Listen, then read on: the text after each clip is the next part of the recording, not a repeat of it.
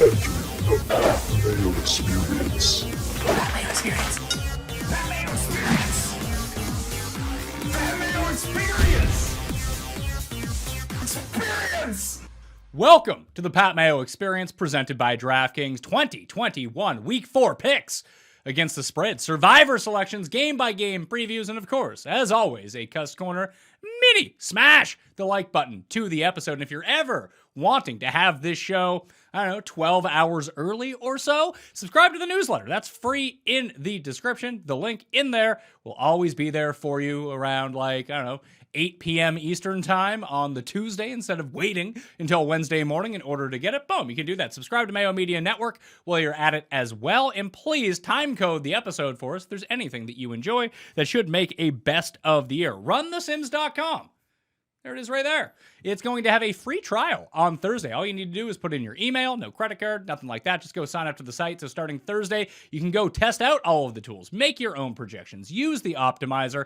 That will be up there for everyone starting on Thursday. So please go check out runthesims.com, play in the Listeners League. The link is in the description right now. Contest is filling very quickly, and I have 50 Millionaire Maker entries to give away for Week 4 on DraftKings. I'll be doing that at noon Eastern time on my Twitter at ThePME. If you want a shot to get one of those 50 tickets, maybe you'll win 2 of the tickets. I don't know. I'm not even drawing them. The people at DraftKings are drawing them. But if you check out my Twitter at ThePME Wednesday at noon p.m. Eastern time, then you will find out how to do that. Geoff Fienberg riding high coming into the week. The second place Chargers looking good. Third place Chargers. Sorry. Third place Chargers looking good, feeling good. Positive energy. It's an extra sleep until I watch them again this week. And no surprise, the Manning brothers are off the schedule now. Did you want them doing the game? I thought the subject could be broached if they did do the game. So I was interested in them doing the game, and I like as many feeds as possible. So sure, I would have maybe been into it. I'm not surprised they're not. I've been watching that feed exclusively on Monday nights. I actually much prefer it over the regular broadcast. I mean, yes, and they really do get the guests. They get the best out of their guests. You can tell their guests love being a part of it, even though they're like super A's, or at least in the sports genre, like pretty high A-list, Saban, LeBron, whatever. And it's a different side of these guests, and it just shows how much everyone loves football. Like even these guys at home. Obviously, Nick Saban loves football, but I hope my point is taken in. Yeah, well, we're going to get you out of here early because you have to go show your vaccination card so you can go to a Blue Jays game, right?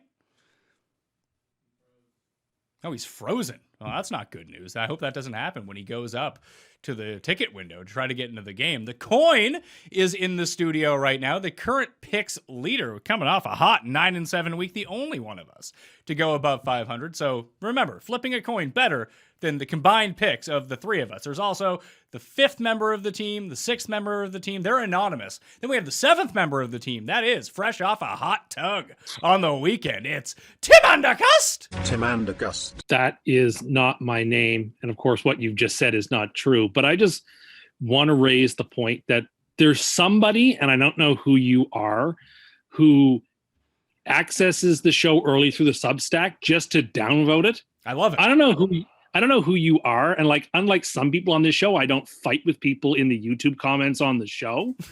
But you really should stop doing that and stop. If you don't, just upvote the show. What's wrong with you people? No, Tim. See, here's the thing. An upvote or a downvote per the YouTube algorithm, exactly the same thing. Okay, well, I don't like seeing the downvote from somebody who's accessing the show early. So you know what? You're getting the privilege of seeing the show early. The least you can do is click the thumb up, not the thumb down, after you've gone on iTunes and given us a 5-star review. Well, I appreciate that you're looking out for the show in this way. Jeff, are you unfrozen yet? Yeah, I believe I'm frozen. It's been reported by my computer that my connection is returned to stable. I guess, yeah, I appreciate Tim wanting to be a gatekeeper of that in some way, but hey, that's the reason you try not to block people. You let the haters see your success. You patrol the YouTube comments, and I patrol the upvotes and downvotes. That's how it works. I don't really, by the end of the comments, there's too many to patrol, but I'll sort of see. I like seeing the comments from the people that watch it early. Those are normally the people that like us the most, and they say nice things. By the time it's like over 100 comments, I'm not reading them because YouTube comments are YouTube comments. Geoff, were you pretty satisfied that after Tim made his ludicrous claim last week that Patrick Mahomes is Zach Wilson, that Patrick Mahomes started to play like Zach Wilson? I thought about that a lot. I thought about the total, in Tim's mind, the total amount of interception thrown by quarterbacks who are Patrick Mahomes last week. It was a lot. It was a lot. They both went 0, they both lost their game. So 0-2 for Patrick Mahomes last week. And frankly, that's not much better than we did with our picks. I, for the second consecutive week, a hot 5-11, lost my SUPERLOCK, 0-3 on the Friday show. It was a very poor week 3 for myself. Geoff and Cust both 8-8. That puts Cust and I tied for second at 22-26 so far this year. The coin, 9-7, the only one above 500, 26-22. You both got your SUPERLOCKs right, so that makes me 2-1. Geoff 2-1. Cust is on the board at 1-2. Baltimore let down Tim in the free money tease last week, so you dropped to 1-3, 10-87 lifetime, and somehow I think 1 point. I missed by 1 point, but I gave you guys a winner in week 2. I missed by a point in week 3. And if you had made the teaser on Wednesday or Thursday when the line had dropped, you got the win. So in some ways, if you tailed my picks, you won 2 weeks in a row on the free money. But well, I'm seeing it right here. So there's 1 week removed from bringing up actually winning a teaser. So that we're now. I also 1 week won a into hypothetical one last week. What the fuck does that mean? Well, like if you had if you had bet something, if you had bet something I didn't give out, you would have won. Congratulations, Tim. That I couldn't give it. But why does Tim feel like winning a teaser that pay? What do they pay? Like plus 250, plus 300, plus 260. Why does Tim act like a plus 260 gives him the same equity as someone hitting like a 60-1 golf winner to at least use it off the following weeks? Like there's enough juice on that bone. Yeah, but I never said that. You just said that. You're making the way you're talking about them from 2 years ago, like you hit 1,000-1 bet or something. Look, I don't have a whole lot to hang my credit off of, so when I have something, I hang on to it dearly, and I make no apologies for that. Did you know that Tim went for a tug this weekend, Geoff? No, that did not happen. I just went to the Nordic spa, and it was lovely. And honestly, unlike last time, no yurts caught on fire. Things went actually very well. It was a great time. You probably are a little tense right now, so it's good you got to the spa and got tugged off. That did not happen. Stop saying that. You can just admit it. Like, we're not going to frown upon you. We were only frowning upon you. I frowned upon that. Well, I don't think so. You keep going for these tugs. Did you tell the staff that Darnold's 3-0 and Wilson's 0-3 and like all your stresses? No, but it took several hours for me to be fully relaxed this time. Oh, there we go.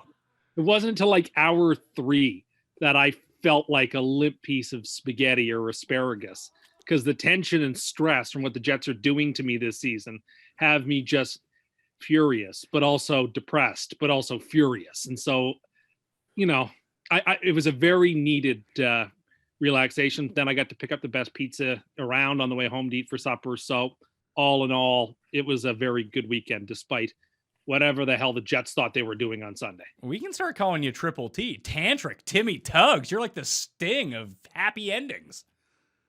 No, don't stand so close to me. I mean, you want them. I mean, is that the thing? Is that like your preference? Like just a really long, like when you hit your driver the other day, we played that golf tournament. You stand really far away from the ball. You want them to stand really far away from you?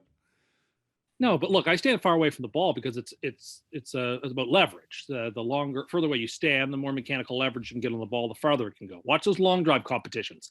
They use really long drivers and stand a long distance from the ball. It's mathematics. Yeah, because they're using really long drivers. You're not. I'm using a longish driver, and I'm giving it full torque. It's like choking on the baseball bat. You sap some of your power when you do that. Is that how you like your tugs too? All choked up? Stop it. Just stop it. Let's move on to something less vile. All right, well, we're starting with the Thursday night game, so that's about equally as vile in your mind as I'm guessing. Jacksonville at Cincinnati. The Bungles are favored by 7 points in this game. Over under is 45.5. I think I just have to stop. I think I've taken the Jags every week, and I keep thinking it's like, oh, this is a perfect garbage time scenario for them to cover. But Tim, I don't want to say you were right about Lawrence, but this team is just god awful. Like, they don't have garbage. At least Blake Bortles would come back and cover you a spread. They've had the chance to come back and cover these spreads in garbage time each of the past 3 weeks and just nothing. Like, I got my fantasy guys out there. I'm betting props on these games. Like, oh man, really need another Chenault catch. It's like, no, he'll just throw picks or fumble, or Urban Meyer will be like, you know what we should do down 17? Run the ball. Yeah, that's real savvy. Like, no, Bengals -7. That's where I'm going with this, Geoff. I hear you, Pat. And I believe for the purpose of the show, was on the Jags again last week, and that one looked good for a moment, at least against the spread. I still think it's a few too many points in a Thursday night game, and I like the Bengals. I liked them last week, but this is a team that I could argue, how do you put this? The fact they couldn't beat the Bears kind of still feels weird. And the fact that they probably, that Dalvin Cook fumble with a sketchy review angle, I think they're actually a little overrated. That being said, I do like the Bengals for their prospects of where they'll be in December. I'm going to take these points while we're still in September. I don't love it, though. So you're taking the +7 on the road? Yeah. Yeah, probably no T. Higgins in this game. He's going to be a game time decision. And when you trade your best corner for Tarzan Dan Arnold in the third round pick, the defense isn't getting any better. Burrow on first down has been awesome with these deep passes. But here's the thing, Geoff, if you didn't know this, we have a rule in our keeper league where if you draft a guy and you don't play him all year long, he's considered a red shirt. So you get an extra keeper. You can keep 3 guys, but you can also keep a red shirt on top of that, and you get them in the round that you drafted them in. Do you know who Tim's red shirt wide receiver is this year, red shirt player is this year, who has not played in his lineup yet? And he's a rookie. He is a rookie. And I'm bringing Jamar Chase. Happening to me again. I redshirted Mahomes the year he had 50 touchdowns, and then he got hurt. Now I've got Chase, and I feel like I can't play him, but I should play him, but I'm torn. I don't know what to do with this. No, it's not good. It's not good. No, he's so good. Oh, he's excellent. That's why I drafted him. He's so much fun to watching those two connect. It's like... And I have Burrow, so I'd have double points opportunities if I would play him. The stupidest people on the planet can be people in media with too much time before an event, like picking on Chase before the season or trying to find faults in a perfect American golf team because the event's not for months. Like, there's the worst thing that could happen. Like, I don't know, Chase, what a player. Oh, what a ball watching him and Burrow connect. And he poses a real problem for this team because, like I said, Jacksonville, that's the main reason that I played like Christian Kirk last week on DraftKings, because they cannot cover anyone deep. And Jamar's getting behind everyone anyway. So against the Jags, it probably, especially down their best corner because he's not on the team anymore, that it's probably going to be a bit of a problem for him, not getting behind the defense. That should be okay. And Joe Mixon absolutely lit these guys up on the ground. Unless all of a sudden they fix this offense and poor play calling, I really like Cincinnati here, Tim. I like Cincinnati too. I'll give Jacksonville their credit, despite being very poorly coached as it seems. At least they're fighting in games. At least they're scoring points. At least they're not just completely dead and flat and useless. At least they're trying, even though they're very talent poor. And they obviously, unlike the quarterback in Cincinnati, the guy in Jacksonville shouldn't have been taken first overall and is not playing very well. But at least he's being allowed to throw the ball. They're giving him a little bit of time, and he's attempting to do stuff. So the Jags could, in theory, cover the number. 7 seems like a ton of points to be laying with the Bengals. And yet here I am. I think that the sort of motto of this week is like Tums or antacid, because I'm doing nothing but eating chalk on all these picks, it seems. I like the favorites almost up and down the board, and this is an example of me demanding the favorite. Give me the Bengals here. So Bengals for myself, Cust, and the coin. Geoff is going to be on the Jags on Thursday night. You think it's crazy that Cincinnati sort of turned their fortunes around him the one year you don't pick them? Well, but then how do we explain what's going on with Atlanta? Like, they're struggling too. So anyway, no, I don't think so. Like Geoff said, the Bengals could easily be 1-2 right now. They looked really good in one game. So they play a soft team this week again. We'll see when they get into the business end of their schedule how they really are. Well, Geoff, the Jags are 0-3 against the spread. We know that no team goes 0-17 against the spread. Eventually, it adjusts into the favor. Like, I'm curious to see what the numbers... Like, if they lose this game and fail to cover, because this has got to be one of their... I guess they do play the AFC South a bunch of times, but outside of those games, I mean, the Titans will be huge favorites against them. They play in Gotham in Week 16. They've already lost to Houston. This is... If they lose this one in the state of Ohio in an embarrassing fashion, it took 2 weeks for people to already say Urban Meyer is gone. I mean, he almost hadn't even coached a game where people were like, this thing's not going to last long. And then a week or two into his tenure, the USC job is open and everybody's already connecting some sort of dots there. He already has to have the soundbite of saying, I'm here. I don't know. If they get blown out on national television by the Bengals, it's going to be a lot of noise coming out of not so much Jacksonville, because I don't know that people care there, but from the national media, the Urban Meyer thing is a story and will become a bigger one. Washington at Atlanta. Atlanta opened as a 1-point favorite in this game. They are now a 1.5 underdogs at home, over under 47.5.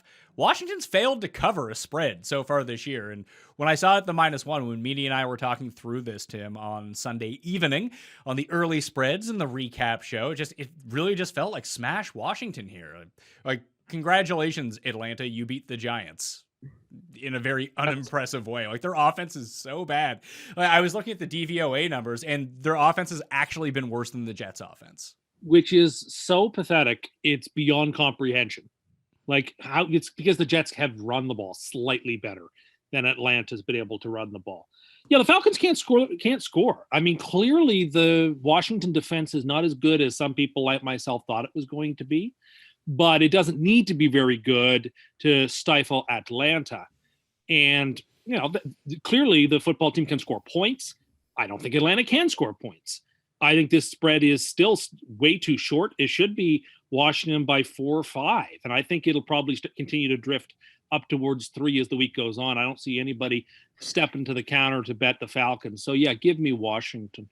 Yeah, I'm taking Washington. The coin's taking Washington. Geoff, we see this with the Falcons, like I think it's each of the past 3 years, that coming out of their bye or mid-season, whatever it is, like a switch flicks and like their defense all of a sudden gets a little bit better for absolutely no reason. They don't get anyone back, just all like last year. It was like, man, they give up like 40 points a game. Then all of a sudden, like, they're shutting teams down for no reason. So I feel like it's gonna flip for them offensively at some point. I just don't think this is gonna be the week.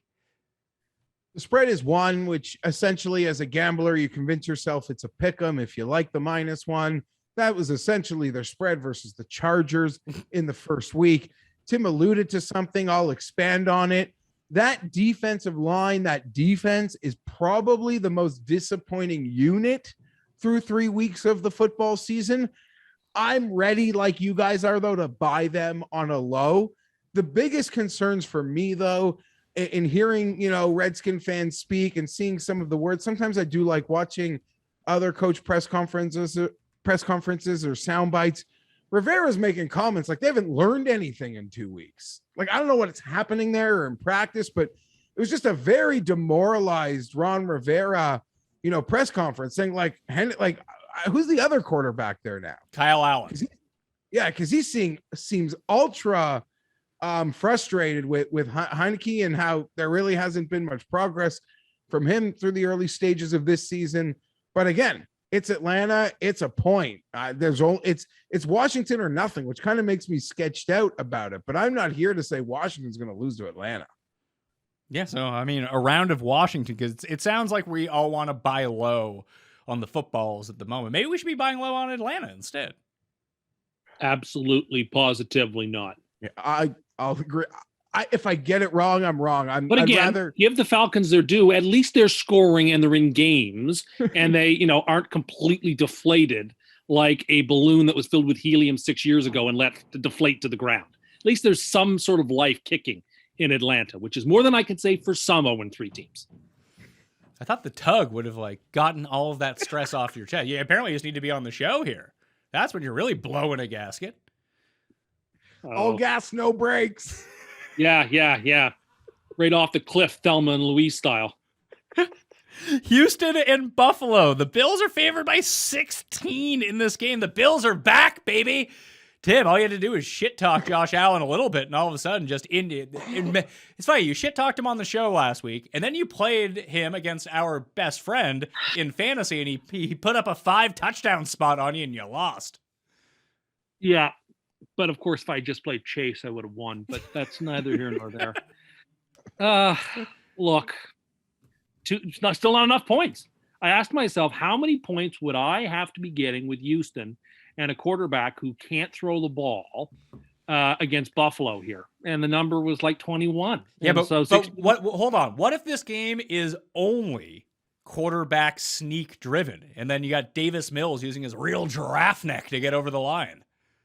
Well, you know what? That is a very good point that I hadn't considered. But myself and giraffes haven't had very good luck this season.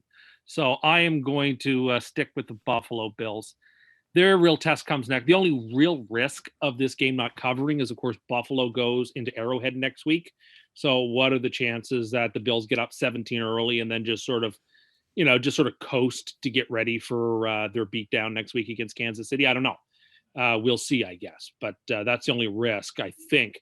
But again, look at the Texans have a win. So it's nice to see some of these terrible teams scoring points and showing up on primetime games and not embarrassing themselves. So I can't say that, despite people saying what an amateur college-like team the Texans were, they've got to win, and they show some pride when they play football and don't accuse their quarterback of needing to get rid of the ball faster because I'm not capable of blocking. So I'll give the Texans that. Geoff, I'm kind of with Tim. 16 doesn't feel like enough. It opened at 17, and then they were like, yeah, that's too much. I might bet the minus 16, actually. Well, make it a party. And it's silly enough that it's almost that loss to Pittsburgh, as much as it was multiple weeks ago, makes me convinced that, McDermott has these guys that, they had their sort of hiccup and they're over it. In a couple of weeks, we're going to be laughing at how Pittsburgh, I think, did that, what their record's probably going to be. And after that game, I was concerned, I really hope Buffalo's not afraid of being the pretty girl. They've got to be comfortable being the pretty girl because they're a pretty girl. And some people aren't comfortable when they become a pretty girl. I hope if I'm lucky enough to get pretty, that we'll be pretty comfortable in that spot. But I like that the Bills are back, just kicking ass. Washington, Miami, check. Steam rolling Houston. 16, you just said it, Pat. It might have been your last words to me. I don't think it is enough right now. I don't care about the look ahead spot. The Bills are full go downhill. Every word out of McDermott's mouth since that loss to Pittsburgh, they are so tuned up right now. If the coin's going with Houston, I just don't know how Houston can manufacture points against this team. They couldn't do it against Carolina in what was essentially garbage time from the second quarter on. Because, Carolina's defense is pretty good. The Bills' defense actually looks quite good, too. So I would say that's push at worst for the Bills' D. And the one element of this offense that actually does work, which is just bombing it to Brandon Cooks every single time, you probably think that Tre'Davious White has that on lockdown. So what do they do then? They don't do anything, which is why they don't cover. What if Tyrod was playing? That'd be different. That'd be a revenge game. That's a competent quarterback, and then it's too many points. Yeah. No, it is. Tyrod's shown, even in that Browns game, he showed. I think, the spark would fizzle, but they have an ability to be competent. We almost joked last week, Pat. It's a gang of just veterans that have met up and they were fine, but now they're in real big trouble. Someone they're like the Las Vegas of football teams. No, someone actually pointed out to me that the Houston Texans are essentially the job squad of the NFL. I guess I would make Mark Ingram the blue meanie. I don't know. Lions at the Bears. The Bears are favored by 2.5 points. They have yet to announce, as we're recording this, who's actually playing quarterback for them. Because despite the fact that apparently he's not going to play, Andy Dalton still in the mix somehow to start this game. Nick Foles is in the mix to start this game. Matt Nagy is just taking an absolute shit kicking on the internets about not designing any sort of offense for Justin Fields. And this was a lot like the Tua situation last year, where it's like, well, Ryan Fitzpatrick's out of the game. Tua, you do what Ryan Fitzpatrick does, although that's not your skill set. This year it was, well, we have this playbook for Andy Dalton. Justin Fields, you go do that. We know you can run and move the pocket. Now you just stand here and just get beat up by Myles Garrett the entire time. The Lions, weirdly frisky. They were able to contain Lamar in the pocket and not let him get to the outside. So they can do that again. Even if Nagy gets the offense updated and lets Fields get outside the pocket, roll the pocket, run some bootlegs, whatever, run an RPO for once. God forbid. That the Lions seem to have that part under cover. I'm really confused about what to do in this game because I don't think Detroit is good at all. Like, you watch them and they're like, they're really, really terrible. Yet, if they almost, I don't want to put any stock into them almost coming back and beating the 49ers in week 1. They were down by 30 in that game. Yeah, but I'll take the Lions here. Like, they did basically cover some spreads against the 49ers. They had the Ravens on the ropes, and they were leading at halftime against the Packers. Yeah, the Lions are 0-3, but there's a team that's 0-3 that can score points, that is playing for their coach, whose coach seems to have some sort of modicum of respect in the room, that look, again, like they're frisky, like they're fighting. Chicago seems like the opposite. The last 2 games, even though they beat the Bengals, they were very unimpressive. They just haven't looked good. If it were me, I would start Nick Foles this week if I were Chicago, because if you're not ready to put the ball in Fields' hands and maximize his skill set, then don't bother. Give it to Foles, who at least is a competent enough QB to play a few weeks. I don't know. Either which way, I want nothing to do with Chicago right now. They're a disaster. Give me the Lions, who are somehow less of a disaster. The coin is taking Chicago. I'm taking Chicago too. I think this is a nice buy low spot on Justin Fields. It can't go worse than it did last. God forbid it can't go worse than it did last week. And they were weirdly in that game for a while somehow. Like when they got that pass, when they didn't go for it on the 4th down, like they weren't moving the ball all day. They got a lucky pass interference that moved them all the way down to like the 5-yard line. And they settled for a field goal in a game where they needed 7 points. Like, that worries me that they couldn't figure that part out of it. It was like the Dolphins not going for it in overtime. Like, what are you doing? And we almost had to have this. So I guess we'll get to this when we get to the Chargers or maybe the Chiefs, Geoff. But like, watching what the Chargers did at the end of that game was like, this seems like it has the ability to backfire real quickly. And it seems it seems like that's how Matt Nagy coaches, was just like, what should you do? Well, I'm going to do the opposite of that and just do it in the worst way possible so we have no chance of winning. That worries me. But I do think they can get something figured out over the 7 days. Like I said, he's just taking an absolute beating. There's no way he can't adjust. And I just don't think that the Lions are very good. The one part of the Bears defense, which has been okay-ish so far this season, is their run defense. And if Detroit can't run the ball with Williams and with Swift, they have legitimately nothing on the go, because the Bears are also pretty good against tight ends. You limit Hawkinson, just double team him, and then shut down the run game, focus all efforts on that, and make Goff beat you deep. And spoiler alert, he can't.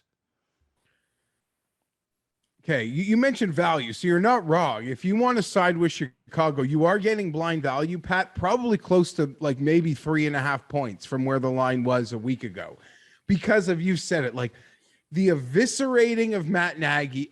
People were already like so done with him, and people saying it's essentially one of 2 things. He's either the dumbest coach on planet Earth and deserves to be fired for that, or he committed malpractice and is trying to fail on purpose and deserves to be fired for that. Orlovsky went on a whole rant. They drafted Fields like 150 days ago. To be 150 days into your relationship with Justin Fields, and that is the game plan you have for him against a team with Garrett and Clowney, you could argue is some ways malpractice. That being said, the way the Lions fight, I think I'm going to side with Pat in the coin. I think we are getting just some blind naked value, and when picking 2 shitty teams, I guess that's going to be my deciding factor here. is the Lions are probably being overrated for their heart and hustle. 2 weeks ago in primetime versus the Packers, last week versus the Ravens. Everyone sort of saw the end of that one come to fruition. So yeah, give me the Bears -3. Can't get dumber if it does. Maybe What he's I fired wouldn't on the give. weekend. What I wouldn't give for heart and hustle, Jeff. I love how you can find a way into every game because there's 31 other teams in the league you'd wish you had something from. I take it. Well, we found out this week, we discovered that Cust suffers from main character syndrome, where everything just has to be about him at all times. So this makes sense that he's just bringing up what he wants to talk about on every single game. No, listen, I do not suffer from main character syndrome in any more than anybody else does. You really do. Am I the main character of my life story? Sure, but so is everybody of their life story. Beyond that, I don't see how that really is applicable. Well, most of us, when we're dealing with other people, that yes, you are correct. Everyone is the star of their own story in this thing that we call life. However, you really press that onto people. Like, you don't realize that society doesn't think that you're the main character of your life. No, but I'm important and I matter. Do you? Well, I think I do. Well, exactly. That's why you suffer from main character syndrome. But like I try to put others ahead of my own self most of the time. I don't know about that. As will get revealed a little bit later on, I don't think that's necessarily the case. Well, we'll see. I have stuff ready to talk about later too. Okay, well, that's good. So Chicago for me, Coin, and Geoff. Detroit for Cust. See, you didn't eat the chalk on that one. You took Detroit. No, there are very few ones that I didn't eat the chalk on, but that is one of them. It's a 2.5 point dog. I was not going out on a limb here. Well, the biggest thing is, in Geoff, like when I went back, I actually went back and watched some fields in the preseason. And in the preseason, they had plays for him. I don't know what happened to them. Yeah, I guess that's the most confusing part about it. They literally used a game plan like if Phillip Rivers was your quarterback, but with Justin Fields. They also couldn't block, right? I mean, there's only so much you can do when you can't block an iota. Well, they move the pocket sideways. They didn't. You want to be running? You want to be moving the pocket towards Myles Garrett or towards Jadeveon Clowney? I don't want to do either of those things. Well, they didn't even try to block Garrett on like 3 of the sacks. He just ran unimpeded to the quarterback. Did any of their offensive linemen get into fights with fans on Twitter afterwards? Or they probably should have, though. Okay.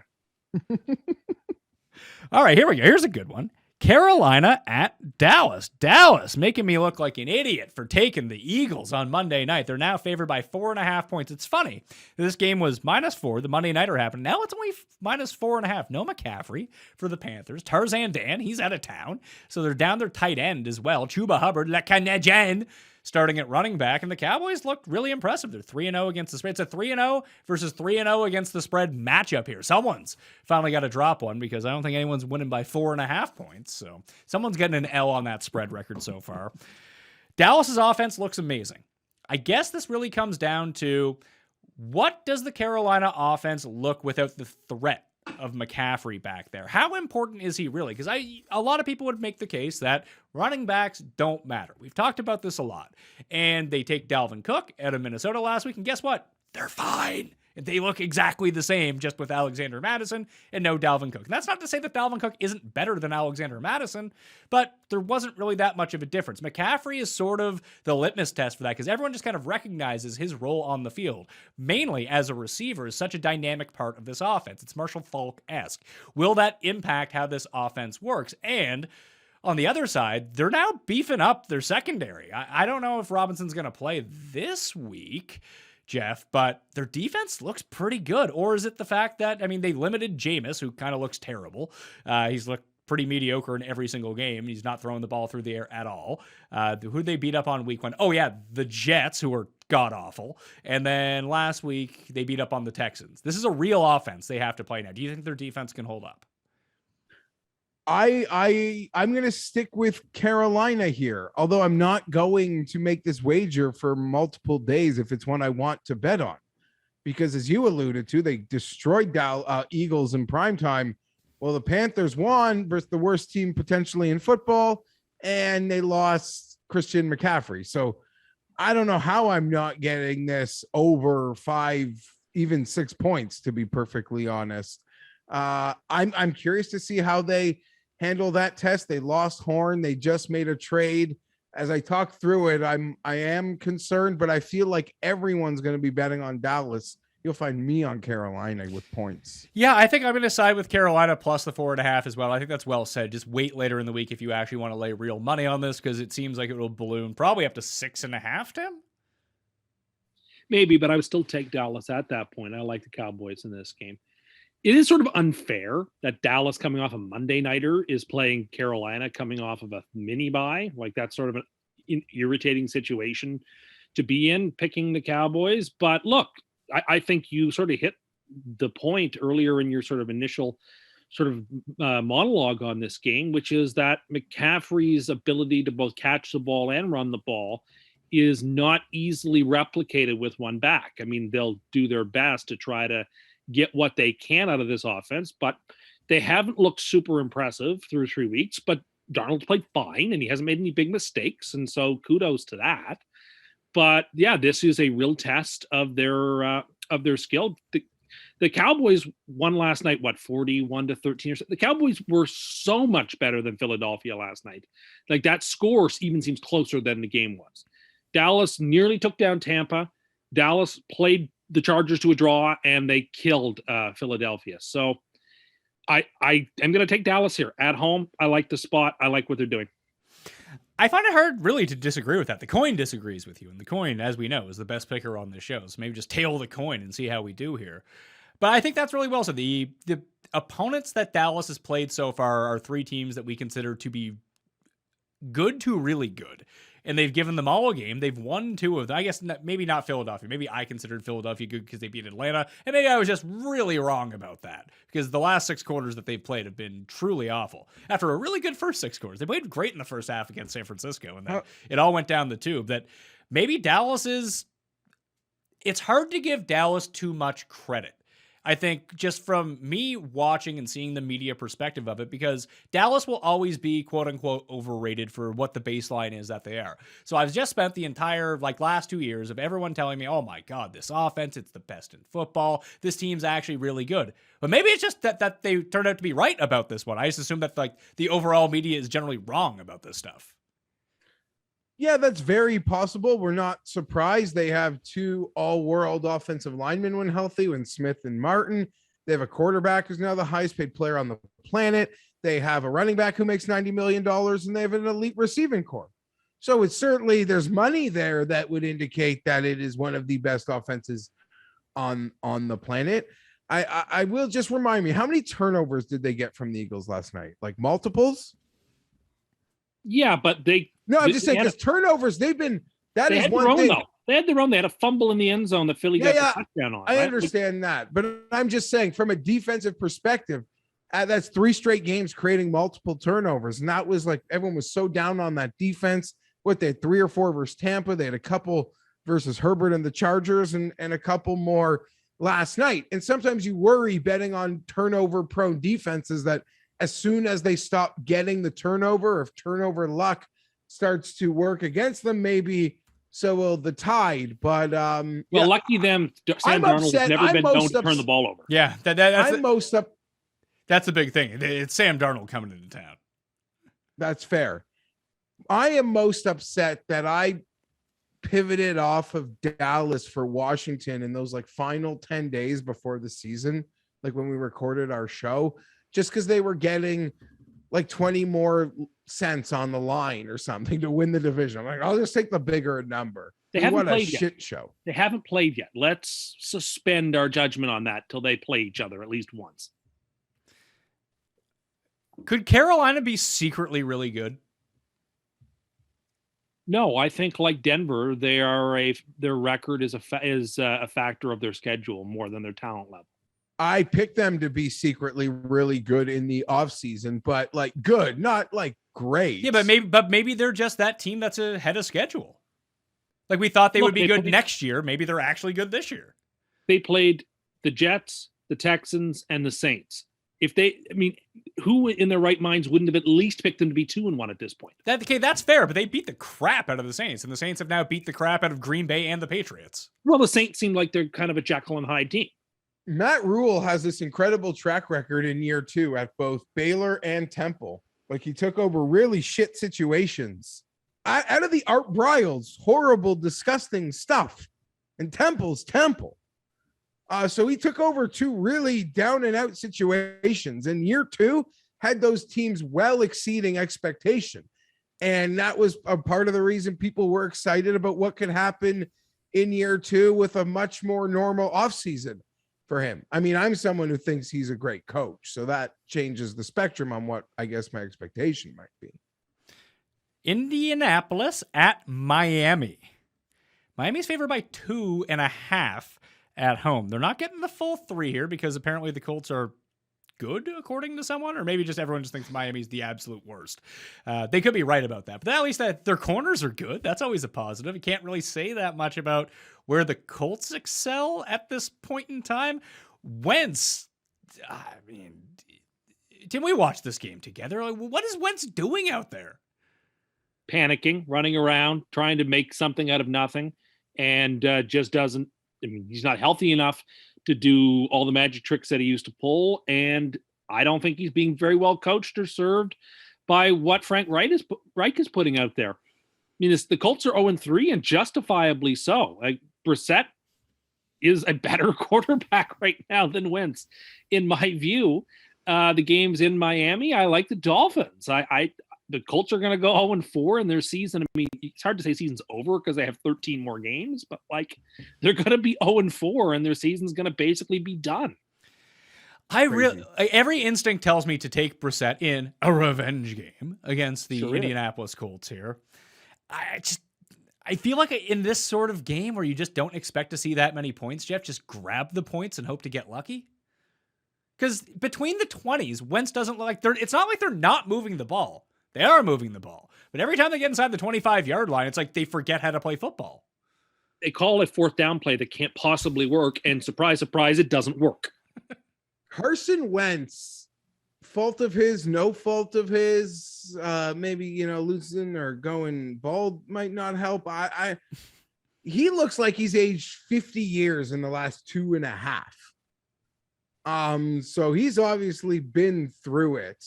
I saw some stat that the Colts, when T.Y. Hilton doesn't play, they're like 1-10 or something. Don't take me to the bank on that, but it seems like they just lack playmakers. No one makes plays. You watch football on Sundays outside of the Jets. Other teams, they move the football. They go down the field. They make plays. They might lose the game, but life doesn't look that hard. Everything the Colts do looks hard. Like, it looks laboring. And now is Buddy out, the best offensive lineman on the planet? Nelson? Oh, geez. These are 2 teams in bad spots. Thank you, Miami, for getting that amazing 4th down to the Gesicki, which extended the drive. They get the touchdown. We cover the spread. I agree with you, Pat. What insanity.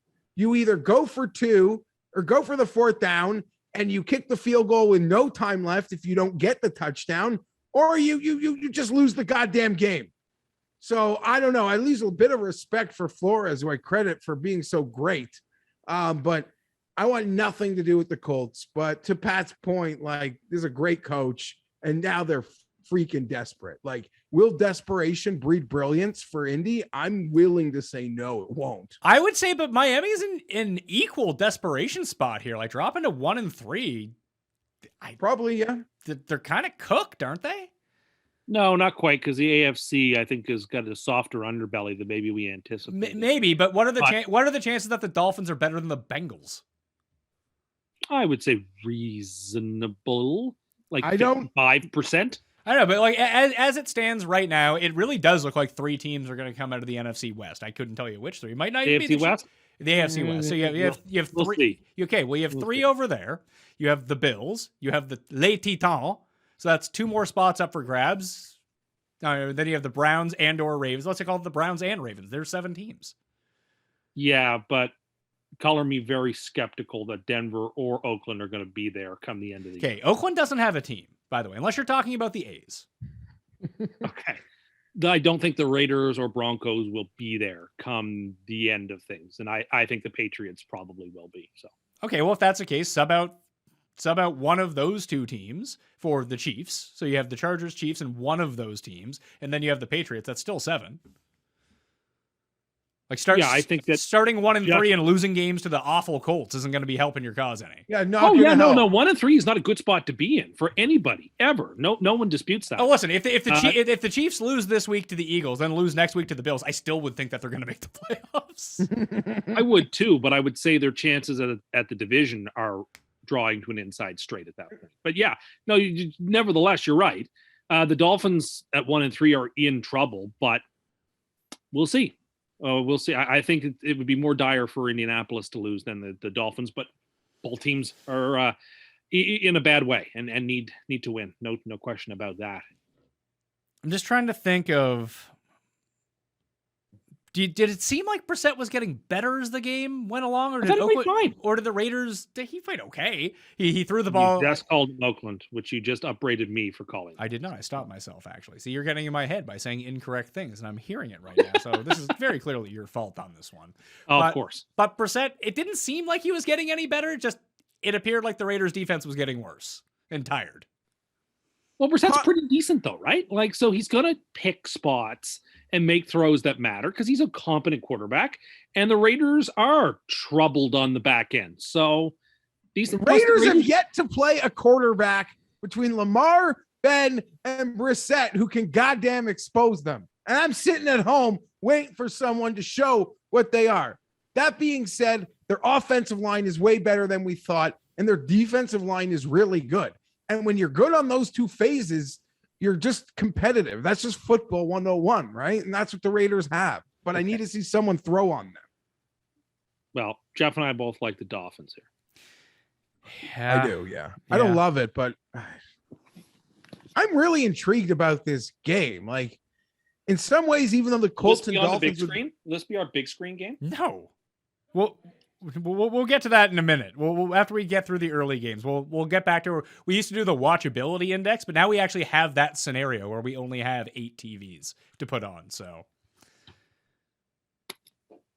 bye weeks are coming soon, boys. Don't worry. Can they just move 2 of these games to the afternoon slate? Is that too hard to do? They've never figured it out. Why start now? I guess so. I'll take Miami with you guys. I have no confidence in that. Cleveland and Minnesota. Minnesota is a 2.5-point dog at home to the Browns. They're both 2-1 against. Was that a DC, Tim? Yes. Well, there you go. Are you having a cig at the same time? No. I mean, nothing like having breakfast in the evening, is it? Yeah.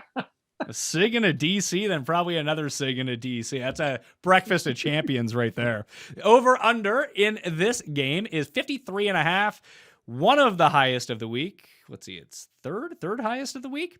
Minnesota's, they just absolutely, once they started putting the boots to Seattle, I knew that things were not going to be going my way for the rest of the week. And I don't know what happened to Seattle, but it doesn't seem like Dalvin Cook is going to be back for this game. He might be back for this game, but it's not really looking that way. Obviously, Landry is out, but Beckham looked like Beckham again, at least the way that they were using him.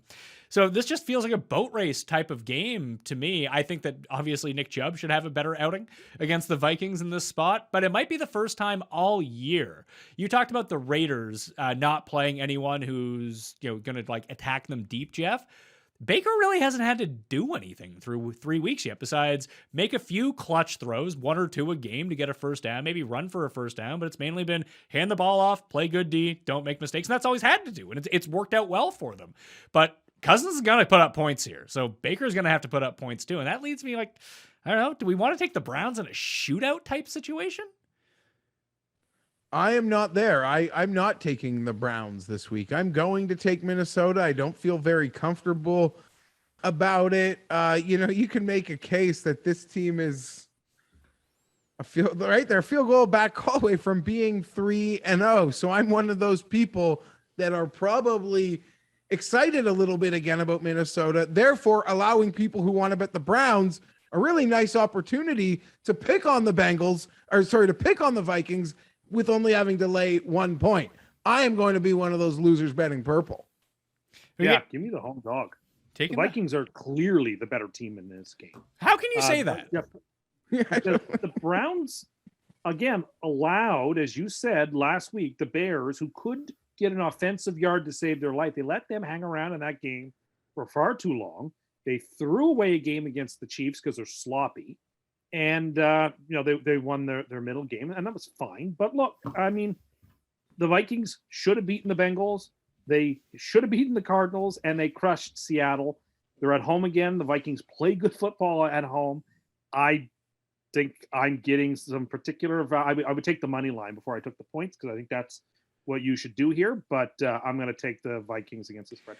I don't really think it's worth it to take the money line, to be perfectly honest. It's only plus 115. You might as well take the 2.5 points, I think, just with it being that low. Like they've adjusted the money line so people don't do that, it feels like. I get it, but the odds of that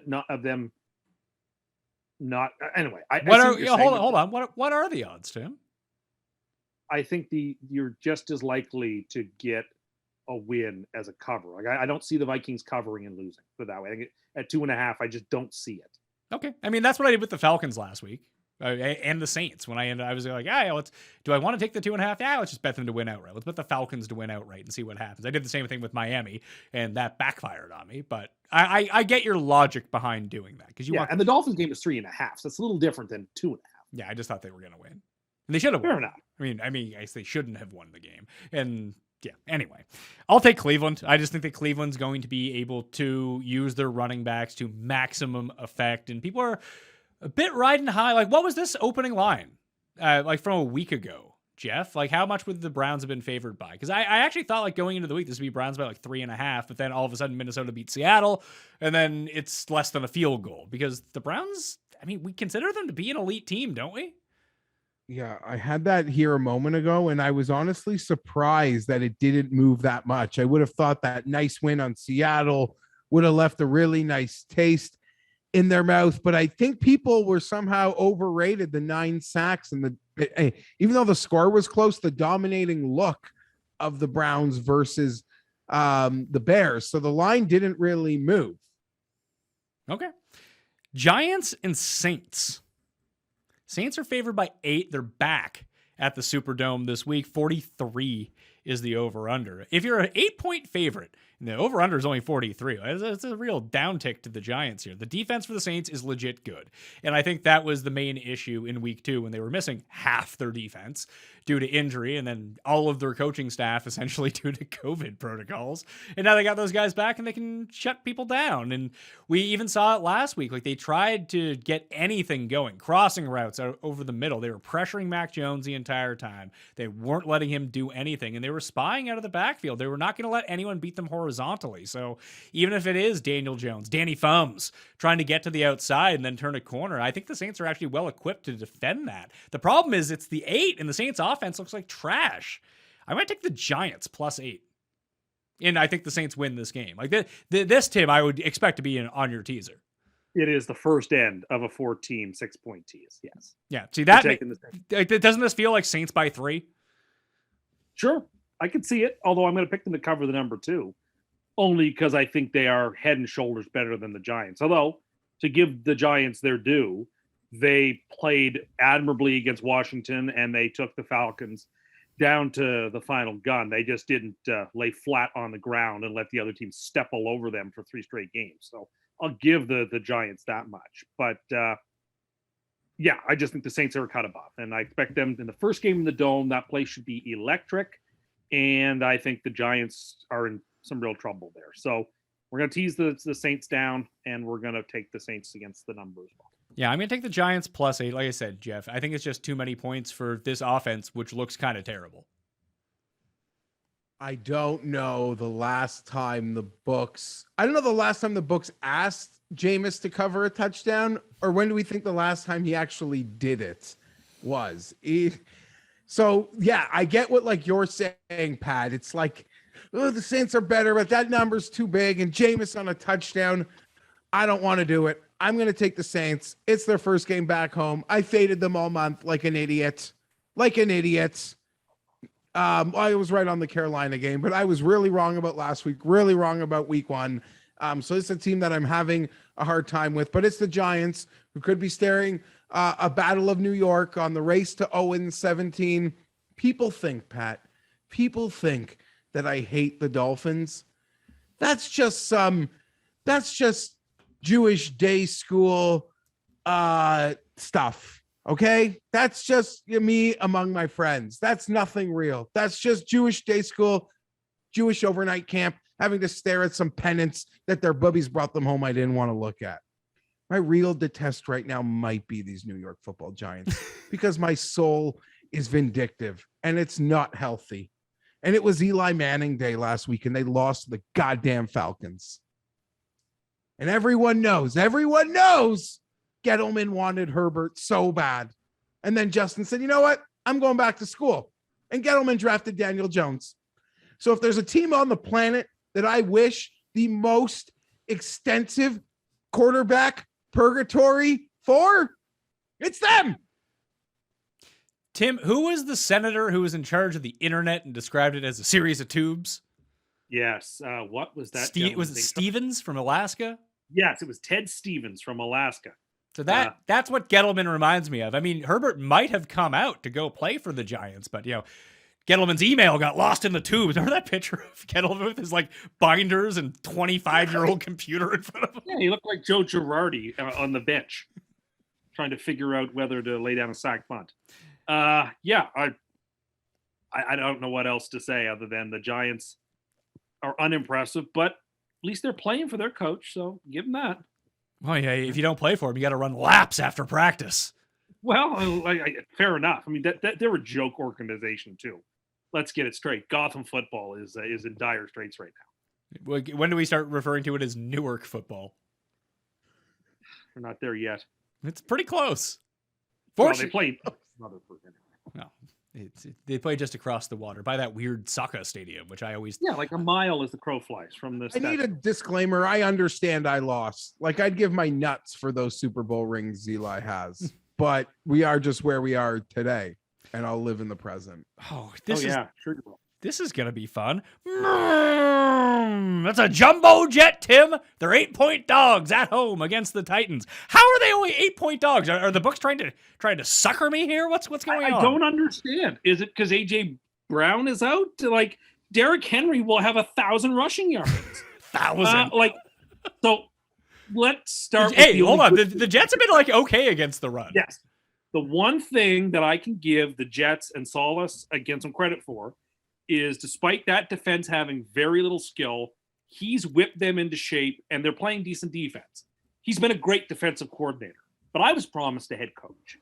I was promised somebody who could organize and motivate a franchise. He put Mike LaFleur in charge of the offense, who doesn't know what he's doing and isn't calling plays that make any sense. They had one drive against Denver where they were moving the ball quickly, efficiently, and then they just went away from it. Okay, stop. Hold on. I'm going to stop you right there. Geoff, you should have seen Tim on the drive that he's talking about, which just involved 14 Zach Wilson 2-yard throws, fist pumps. That's how it's done. Yelling at the TV. It was incredible. I was excited. Also, and just for reference, just so you know this, there was a play where he got sacked. And he went down with the ball, and Cust called it a ceiling play from Zach Wilson that he didn't fumble. No, it was a blindside hit where there aren't 5 quarterbacks in the NFL who don't fumble that ball, but Zach has the perception to know how to protect that ball when he got hit. That is a ceiling play. I mean, even with dark clouds, there are silver linings. But the offense is flat. Mims needs to be playing. He can take the top off a defense. When they played him against the Panthers, he played really well and made that big catch. He needs to be out there. I don't understand what they think they're doing. They don't put Zach in opportunities to succeed. They have one drive where it makes sense, and then they go away from it completely. The offense can't get a yard. The receivers are quitting on balls. The offense, I saw somebody on Reddit put up a bunch of turnstiles and said that's the Jets offensive line. That's how they've looked. They aren't blocking. They aren't working as a team. What can Zach do? What could anybody do back there when you're just being bombarded constantly? Has Zach played great? No. He's made mistakes. He's a rookie. That's going to happen. Both of the picks this week were picks, in my opinion, the receivers quit on or went through their hands. Never his fault, ever. But nevertheless, this team has no gumption. It has no oomph. It has 6 points in the last 2 games. It has 20 points through 3 games. Like, it's so discouraging to watch your team lay completely flat and dead on the ground. Like, they just have nothing. They're completely lifeless, finished. It is so heartbreaking. Like, and now they're only 8-point dogs at home against the Titans, who are like a Super Bowl contender. What's wrong with you? Tennessee will eat their lunch. What can the Jets do? What scenario is that? Do I wake up on Monday morning and the Jets have won? This is like Homer dreaming he knocked out Drederick Tatum because he had a heart condition before he got in the ring. That's about the only way you could imagine the Jets getting this game, is if the Titans forfeit. I don't imagine how the Jets got shut out last week. The Jets might get shut out again this week. I wouldn't put it past us. We have like 2 touchdowns in 3 games and no touchdowns in the last 2 games. What am I hoping for? What do I want to see? Oh, we're going to have the first pick overall. Okay. So we can probably trade that for, I don't know, 3 first-round picks. That'll all be wasted on people who don't play. And then what? We're going to have to go with a new GM and a new coach to institute a new system, which also won't work. What do I have to hope for? What do I have to be optimistic about? At least the other teams are trying and working hard. My team, like, that's that line from Hemingway's Death in the Afternoon, that the bull was already dead in the ring. He just didn't know it yet. This team is dead in the ring. It just doesn't know it yet. It's discouraging. The Titans are on the teaser, to be sure. The Titans at -8.5 are on the very short list, or the short list for SUPERLOCK. And they're on the short list for Survivor, which says a heck of a lot to be thinking a road team in week 4. The Jets are they're embarrassing me. I'm a fan. I was there before any of those guys ever got on that team, and I will be there long after they're all gone. I am devoted to that team through thick or thin, but they're making me upset. They're making me feel sick to my stomach. I drove home Sunday evening after those 5 o'clock games, sick. My stomach was growling, and not from hunger, but from just anger and sadness and frustration and disgust at that team. It's embarrassing for me to wear my Jet stuff right now. It's embarrassing to put my jumbo Jet hat on, because this team isn't even doing the professional courtesy I expect of trying. Listen, boys, if you're losing every game but you're fighting your hardest, then I salute you. But you're not even trying, it doesn't seem like. And then when people make legitimate criticisms of players online because they're getting shut out, well, you don't know anything about the game. Really? You think it's a right move to let the defensive tackles have free rushes at the 2nd pick overall in the draft? What's going on here? It's all darkness and despair right now for the Jets. Somehow the Giants seem like they're in a better position. And who would have said that a year ago?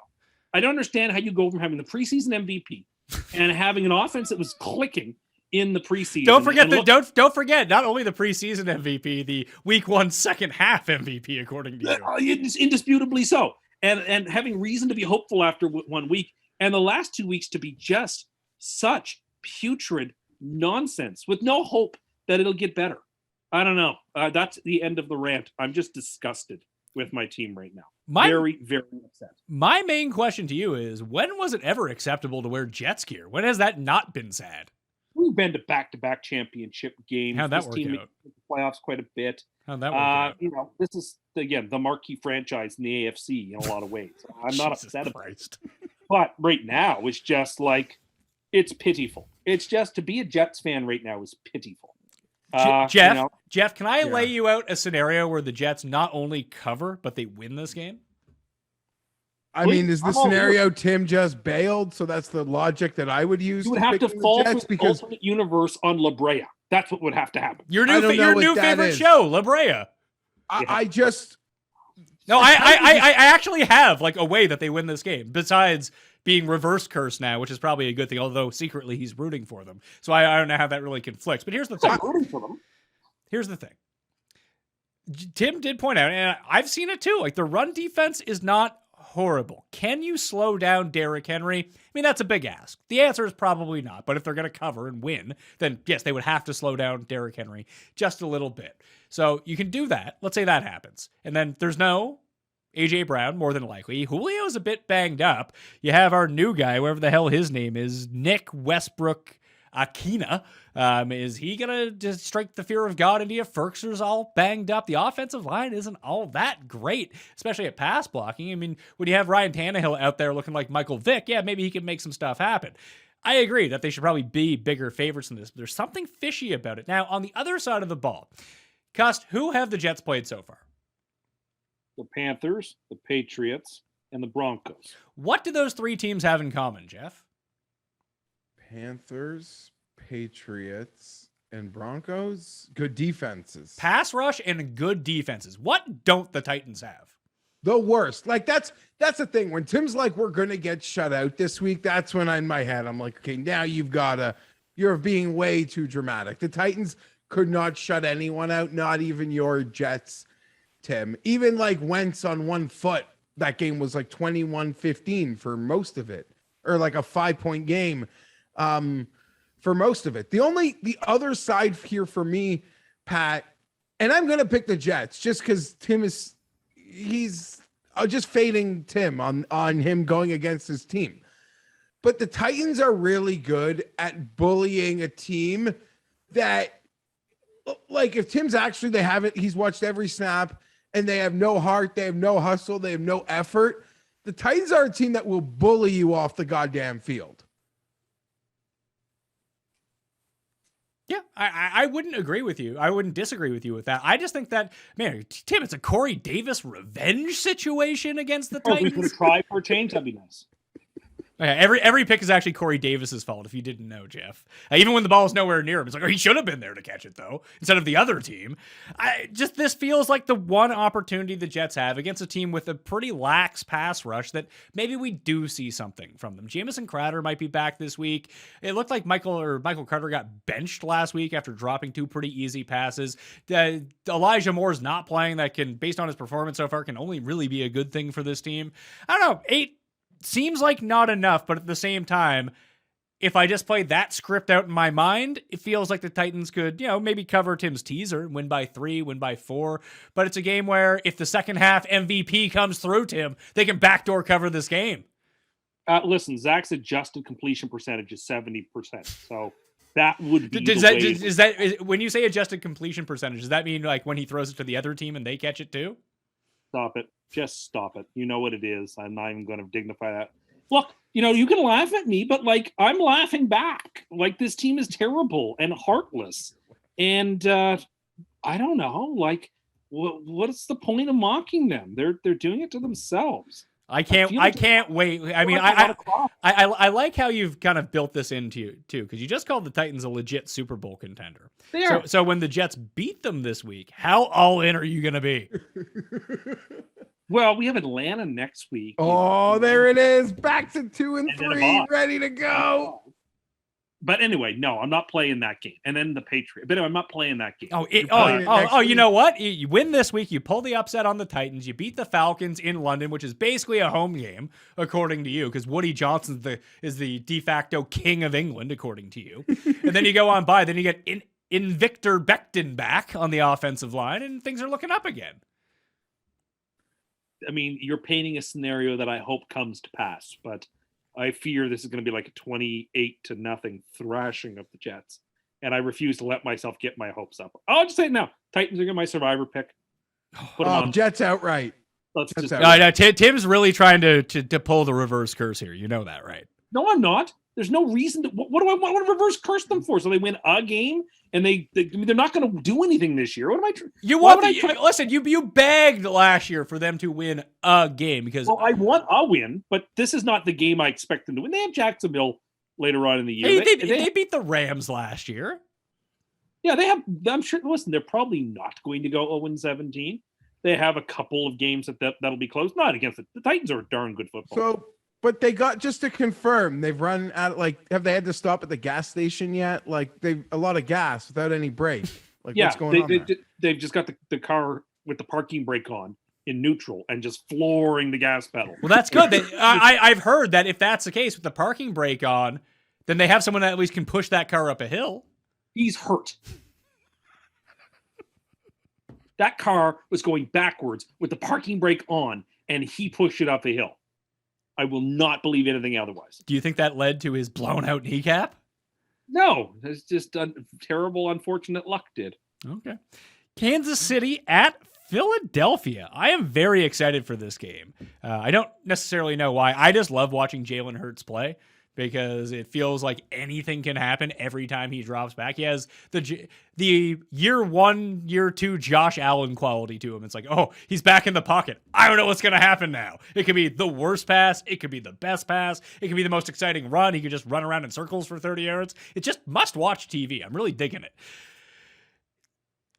Kansas City, I don't think has covered a spread, and I guess they beat the pants off the Bills in the playoffs last year. But in the regular season, Geoff, I think it's been like three full months, 12 games or something like that since they've covered a spread. It's been a while, and this is probably only going to go up as people talk themselves in. It's like, well, the Chiefs can't lose again, and they probably won't lose again, but I don't think it's completely off the table with how terrible their defense is. Although their defense seemed like they played a little bit better against the Chargers, but these stupid mistakes are killing them. I love the Chiefs this week, and it's just blind like I think a lot of people. They'll win, they'll cover. It seems like, I don't know, they're being a whipping boy in sort of like the national media of football today. Everything is fine with the Chiefs under the old football construct, but that involves teams punting on 4th down. If everyone now is just going to bring a video game approach like kind of the Ravens did in the second half and the Chargers did through multiple points in that game to playing the Chiefs, then maybe they're in big trouble, because it's easy to sort of call it's easier to call 3rd and 3 when you know you're going for it on 4th down. And maybe that's what the Eagles are going to do all day. Maybe that's what you got to do. Well, but I'm not here to hold on. The sky is falling yet. I'm going to say, I don't think the sky is falling. Like, they could lose this game, although, what the hell is his name? Nick Sirianni might be too distracted with that Sopranos movie coming out this week. So maybe he's not fully into the game film. He's just really anticipating that coming out. He won't have his full attention on the game. I am too. Yeah, I think it looks great too. I'm going to watch it, obviously. But I mean, Nick Sirianni, he's going to be there for the Sopranos, 100%. But I think they could backdoor cover this game. Sure. Like you just said, the Chiefs have a knack for not covering games. So, which is why they're the third part of the teaser, and we'll bring them down to -1. And I'm going to lay the 7 with them, but not with the same amount of confidence, only because outside of that Atlanta game, Philadelphia's offense has looked impotent. 11 points against the 49ers, even with that touchdown called back. Last night, 7 of their points came on a fumble in the end zone. Like, they just haven't been able to, and it's not like Dallas has a top-tier defense. And they just couldn't seem to move the ball. So you know that that Kansas City is going to score a bunch of points. So to cover, Philadelphia is going to as well. They're going to have to look more like they did against the Falcons. Now, I am concerned, and I've heard from people who are saying, oh, well, you compared Zach to Mahomes, and Mahomes threw 2 picks, and the Chiefs head coach went to the hospital, and look what you've done to the Chiefs. I was like, no, this has nothing to do with that. That's just bad luck and coincidences. You predicted the Chiefs to be bad. I predicted them to have a Super Bowl hangover for them. I expected them to be a wild card rather than a division winner. And they'll be fine. Like, they'll be a wild card team, I think, probably, or a division winner. Probably wild card, because now, I mean, the Chargers have a distinct advantage with the first end of the tiebreak, and an easier schedule, and a pretty good team. And so, anyway, my point stands that I am still a little bit worried about what the Chiefs are going to do next week. I do think they come off the mats and absolutely eviscerate Buffalo, because if they don't play well in this game and Buffalo crushes the Texans, what's that spread going to be next week at Arrowhead for the Bills? Chiefs 2.5. 2.5, not even the full 3 at Arrowhead. Like, I don't know. I'm really, really looking forward to grabbing Kansas City next week. So I hope they take Philly apart, or I hope the game is close enough that we get a good number next week. But I think they'll cover this spread, because I don't think Philly can score enough. I like Kansas City a lot at up to a touchdown. I really do. Well, it's up to a touchdown now. It's it's 7. And it's gonna go up. Then that's where I would be less inclined to be excited about it. But I think it even opened at 6.5, and I guess I should have bet it based on my excitement. But up until that touchdown, I'm happy to lay the points with them this week. Would you be worried if you were watching the pregame? It's like, oh, here's everyone warming up. Oh, and there's Patrick Mahomes on the sideline. What's he doing? Oh, he's eating Tide Pods like Zoomer Zach. Stop it. That wouldn't be good news. That might sway some opinions. Yeah, I bet it would. His brother might eat Tide Pods, but not him. Well, we'll see. He's turning into Zach Wilson. It's not good news. Watchability Index. So, Geoff, can you help us program our TVs for the week? This is what I want to know. I'm looking at the this is what I want to know in the comment section. So we have our main TV. That's the giant one in the center. We have 6 TVs around it. One of them is allocated for Red Zone. And then we have another 55-inch below that as well. So we have the main TV and 6 games. So 2 of them get cut. What is the main game this week? Is it? I would say Panthers, 2. Panthers, Dallas, Browns, Panthers, Vikings, Dallas, or Philly, KC. As you mentioned, both quarterbacks are incredibly entertaining. That's and true. That would be the game. If you said Fienberg, you're coming over, you get the pick. That's the game. That's the game. The Chiefs are kind of, what's going to happen with them is as intriguing and important to the long term of the season as anything else happening right now. I want Browns, Vikings. You said you expect that to be a boat race. Those are 2 good teams. Yeah, I think that's fair. I think that's in contention as well. I think that's a really good call because we have to have Miami on because the Dolphins fan will be there. We'll have to have the Jets on because you're there. Paul's going to be there, so the Bills have to be on the entire time. So there's 3 games spoken for. So then you have Kansas City and Philly, Cleveland, Minnesota, Carolina, and Dallas. There's 6. That leaves us with 1 more game to put on. Well, we know that Detroit and Chicago doesn't have to be on. But it should, because if Fields plays as a fan. Washington and Atlanta doesn't have to be on. What about I guess no, Jackson. That's the Thursday night game. What about New Orleans Giants? I would lose that. Can also be off. If it gets close, we'll worry about it. We'll call that. Me and my buddies, because we're sort of in the same spot where something usually has to die. And it kind of not even fantasy. Like, we don't give a shit about your YR2 on your fantasy team. It's sort of like, if you got a nice bet on a game, we'll find a TV for it. And then we'll find the game that no one sort of has a nice bet on. And that's the game that you can put to the laptop or something. Yeah, we just started getting rid of the laptop. Wasn't worth it. It's just so much smaller than all the other screens. Yeah, you're right. And it's actually hard to watch. Attention to it. And one guy who likes that game kind of just puts it on his lap and sort of shouts things out of significance when they happen. That's sort of what's happening at my scenes. Maybe that's the news. Like, I have 2 iPads. Tim, you have an iPad. Paul has like 18 tablets. Maybe that's what we'll do. We'll hand out tablets at the door. If you want a specific game that's not on, you can just watch it on your lap. The full Mayo Media headquarters experience. Everything is just customized to your liking. It's like fleur de lis. Now I can't remember what that line from LA Confidential is. Something pleasure. Damn it! I need to watch LA Confidential again. It's one of my favorite movies. Now it's been so many years since I've seen it. Now it's all Kevin Spaceying it out of my head. Not in that way. He's actually in the movie. So that's anyway. Shouldn't bring up Kevin Spacey. Not a good move. Cust Corner Mini. Cust Corner, it's Cust Corner. Cust Corner, it's Cust Corner. He's got the hottest takes with the highest stakes. He should be president of the United States, but it's Cust Corner, it's Cust Corner. Cust Corner. What do you got, Tim? Well, it sounded like you had something. No, I want listen. It's Cust Corner. It's your corner. Let's hear it.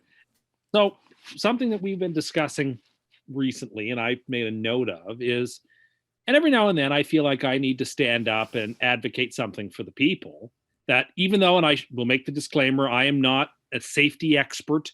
Oh, God. I am not, I don't know everything there is to know about safety, but there are some things that I do to ensure that I am safe and doing things safely that work for me.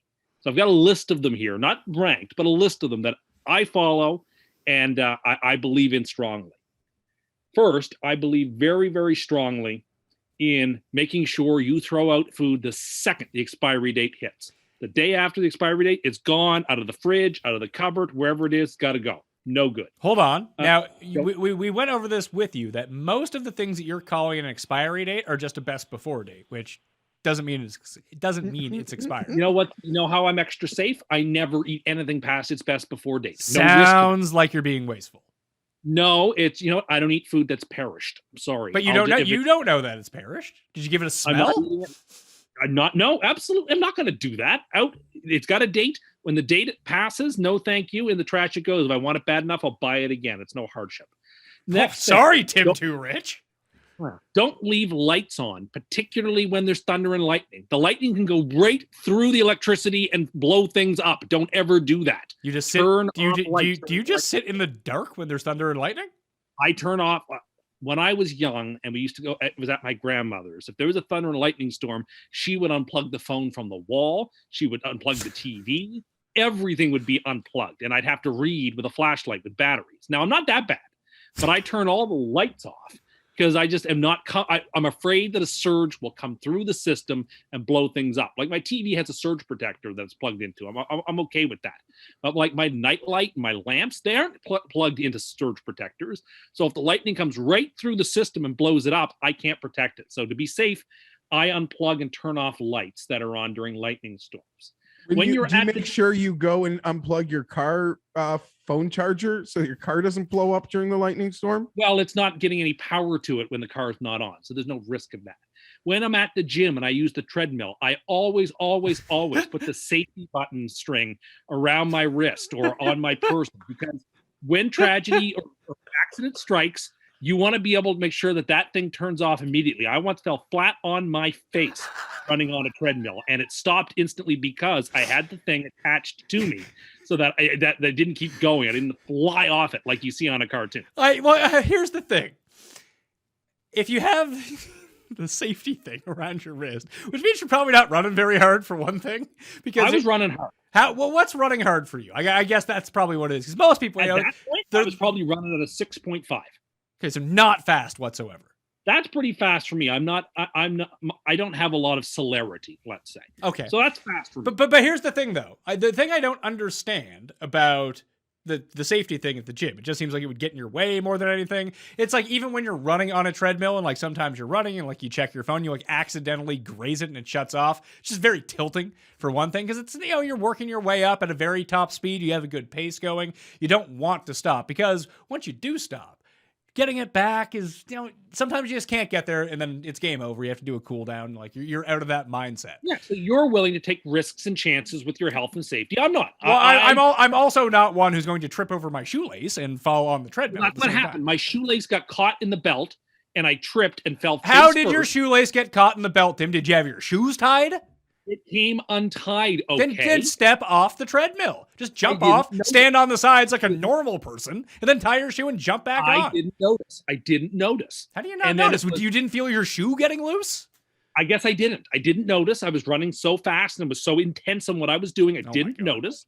And listening to my music or whatever, or my podcast, I don't even know what I was listening to, but it got caught and I fell. And because I had the emergency turn off, when I hit, I didn't fly off you should always put that on. It's the same as if you play a Wii, a Nintendo Wii, there's that little strap on the controller to put your wrist through so that you don't throw it and it doesn't break things. I can just imagine if you don't use that, you could throw it and hit your TV. That the strap is not there just to look cool. It's there for safety purposes. Use that wrist strap. So you have safety tips for the uncoordinated, is what you're saying. Because here's my thing. If I'm running on a treadmill and I have that thing tied around my wrist, one, I'm just going to pull it off like 3 times, like as I'm moving my arms while I'm running. 2, if I fall, by the time I hit the treadmill and the thing comes out, the treadmill's still going. It's not like it goes from like 8.5 on the treadmill to not moving anymore. You realize it stops almost immediately. Never happens. Never happens. I've hit the switch enough times to know it's a casual go down. It's not like it's going, stop. It stops pretty quickly. When you're not going fast, sure. Do you do it when you're walking on a treadmill too? Yes, and I do walk to start to warm up with an incline. Sure, and you tie it around that when you're going at like 2.5. I always use the emergency button. It's there to be used. I believe in better safe than sorry. Same with when you're mowing your lawn. Take all preparations. Wear the eye protection. Wear the ear protection. Wear foot protection. Be 100% safe. Wear the earmuffs if you need to. Be 100, and it's the same when you shovel. Make sure you take multiple breaks when you're shoveling your driveway. Don't rush it. People have had problems with their hearts or injuries in the past from overextending during shoveling. Take multiple. There's nothing wrong with taking several breaks while shoveling the snow out of your driveway. Like I said, I'm not a safety expert, and I'm not pretending to be, but these are safety tips that I use, that I believe in strongly, and I think that they make my life more safe. This actually explains a lot, Geoff, because did you know when Tim goes and gets a tug, he wears 2 condoms? Oh, stop it. Just stop it. And I thought that that's supposed to be unsafe. You thought it was what? I thought I had learned in school that that's unsafe. What, 2 condoms? Yes. I mean, 1 condom's pretty unsafe. You're not trying to have... You're going against God, Tim, if you're wearing a condom. My point is, I thought that I'd learned in school that condoms are for sailors, Tim. They go from port to port. My point was, these safety tips are ones that I use, and it's up to you whether you want to use them or not, but I think they make a lot of sense, and they abide by the common sense rules. If you want to be more risky and you want to live fast and take chances, that's your prerogative, but not me. Geoff, would you live your life so fast and recklessly that you wouldn't have earmuffs on when you're mowing your lawn? Some sort of ear protection. They don't have to be muffs. They can be earplugs or even earphones. Just something to protect your eardrums from the unmitigated noise of the mower. Yeah, Paul wants to know, do you even mow your own lawn? Yes, I mow a lawn. Do you? Do you? Yes, I do. I actually like mowing in some ways. I find it to be therapeutic. I like to see all the straight lines back and forth, and then I can try to challenge myself to make sure that tire mark goes exactly along the previous tire mark. And why don't you advocate for thermos brakes or popsicle brakes when you're mowing your lawn? I'm not out there. It's not as much of a strenuous activity. Shoveling is it's one of the best workouts you can do. And when you're shoveling thick, heavy snow, you want to make sure, you think you're a big, tough guy and you can do it all quick. Like people think they need to bring all the groceries in one turn. Which you should. I don't. I like to take my time. Cowardly. Shovel, do 6 or 7 swipes, and then take a moment and take a breath. And don't be afraid to take breaks. Like it's good for you. You're not in a rush most of the time. You don't have to put kids to... No, even if you don't have kids, even if you have nothing to do, no one likes shoveling. You want to get it done with as quickly as possible. Yeah, but you don't want to take any unnecessary risks in doing so. What risks? Listen, Tim. I am at no risk of anything happening to me besides maybe me throwing my back out, which could really happen if I sneeze at any point. So, why risk hurting your back? Don't extend. What do you mean? Because I can hurt my back doing legitimately anything. The last time I threw out my back, I was getting laundry. I was getting the laundry out of the dryer, and I fell into the dryer. Just slip disc, boom, in there. Shoveling, it's never happened. I'm just saying, I do these things it's better to be safe than sorry. That's one of my mottos. Geoff, do you remember I told you about main character syndrome that Tim suffers from? Yeah. Do you recall a time when he told us that story about him having to pester the people at Costco to find out where stuff is? Yeah. We found out this week that Tim goes to the grocery store and just harasses the employees, asking them where everything is before he's ever tried to look for any of these things. He treats them like a personal shopper. That's not entirely what I said. What'd you say? What I said was, when I go into the grocery store and I grab the flyer, if I don't know where the thing is, I expect that the people at customer service or whomever are familiar with the flyer because they're supposed to be, and they can tell me. I worked at a grocery store. I worked in the produce department. Not once were we ever required to know what was in the flyer.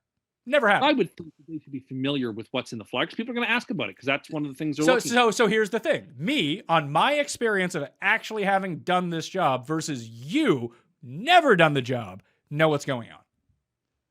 My point is, I will, if I don't know where something is, if I know exactly where the thing is, I'm not going to ask for any help. But oh, look, these ice cream sandwiches are on sale and I want them. Well, there's like 3 aisles with freezer cases. I'm not spending all that time looking up and down. There's one area with ice cream. So I'll just ask, do you know where these are, or can you show me where they are, please? And no one's ever said anything other than yes, sir, or here's where it is. Like, it's never been a problem. There's 3 aisles with grocers, freezers. They all have signage as to what might be in them. The one that says ice cream is where you need to go. I'm going to walk down there and look. Just tell me. Just tell me where it is. It's not hardship. It's customer service. So like I can just if you want to escort me, great. I'd like that too. But if not, just tell me where to look. Oh, it's in the last aisle. Oh, it's in the second aisle. It's halfway down. That's all I ask. I've never had an issue. I've always been accommodated. So I don't think it's that problematic, because it seems like, I bet you a lot of people must do it because there's no one gets their dander up above. They go, oh yes, sir. Okay. It's in this aisle, halfway down. Oh, thank you very much. You don't have the We've wherewithal. all done that. We've all done that. My wife sends me to look for things. Sure, but you try to look for it first. Yes, of course. No, I'm not going to try to. I mean, it's I don't know where it is. I guess in defense of Tim, if I'm like on my way to going to find it and I see a stock boy, I'd be like, do you know where X might be? And they'd be like, sure, aisle 6. But if he says, I'm not sure, I don't give a shit. I'll just like keep walking. So, no one has said, if no one has said to me, oh, I don't know. Because if they said that, I'd say, well, can you ask somebody who does? Oh my God. So you would sit there harassing a poor 16-year-old. Go find someone else, ask them, and then continue your journey. And just like Tim also thinks that everyone who works at the grocery store is not only his personal shopper, but his customer service. Like, you run into someone in the aisles, they're not really customer service. They're there to stock the shelves. That's really all and sometimes that guy doesn't even work for the store. He's like the Frito-Lay guy. Somebody's got a uniform on from like Lay's, and they're putting chips on the. Have you told? Okay, do you know that, or do you know that because you've asked those people? I've asked them, and they've told me, I don't know, sir, I don't work here. Can you find someone who does? No, you just let it go because they don't work for the store. But like, and I've had people say, oh, well, I don't know where the horseradish is. I work in the bakery. It's like, oh, okay, that's fine. I understand. But like, they told me why they wouldn't know. But like, I actually haven't encountered problems. People have been very accommodating of me and the very simple requests that I've been making. And there's nothing wrong with asking.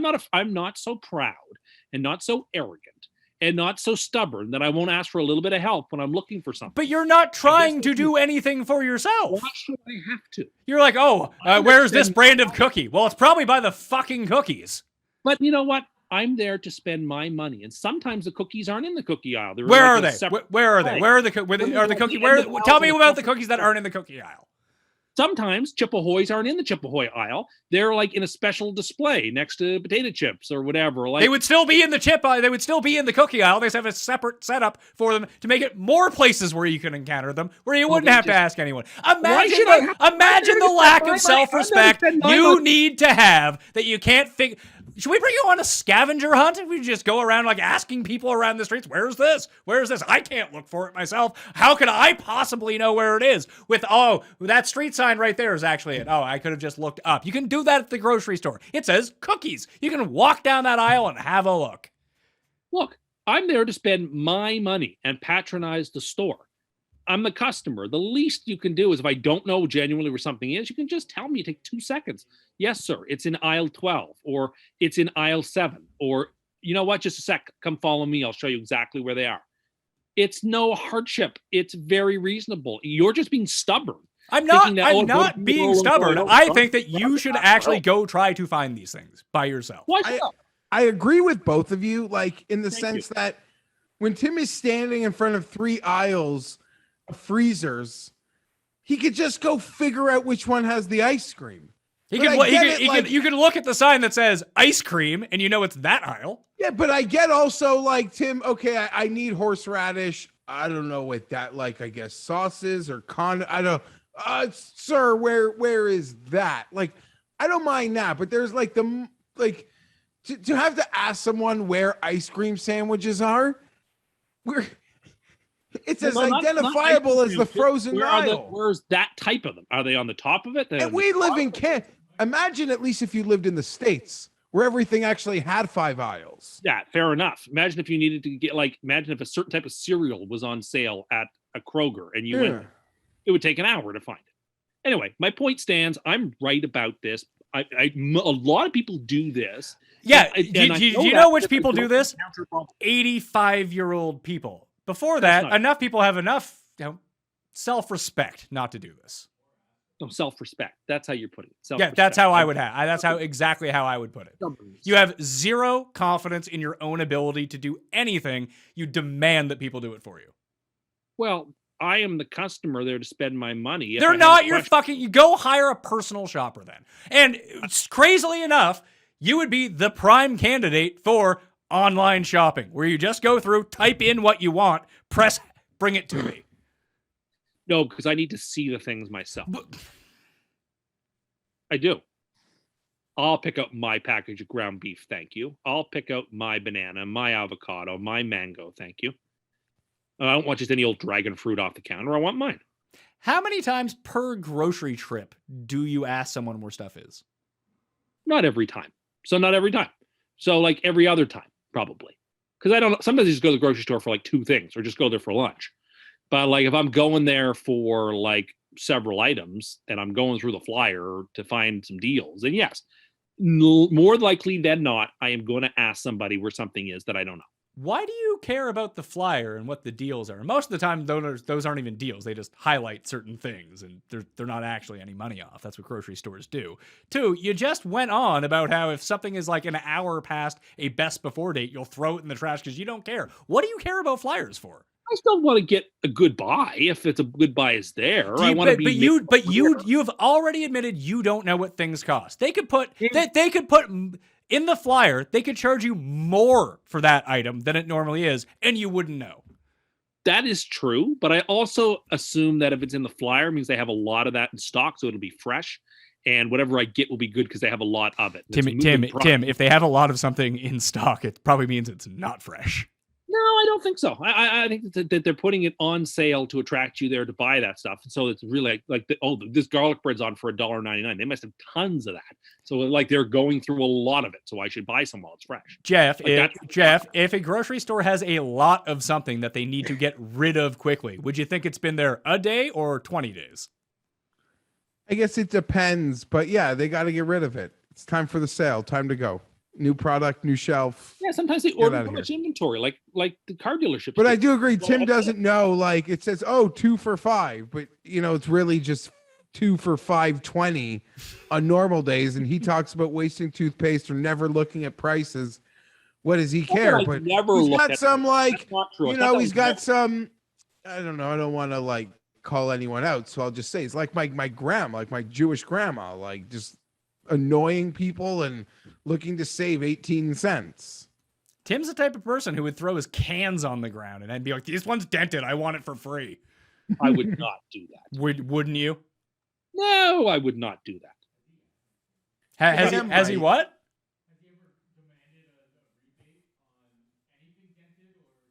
Yeah, have you ever demanded a rebate on anything at a grocery store?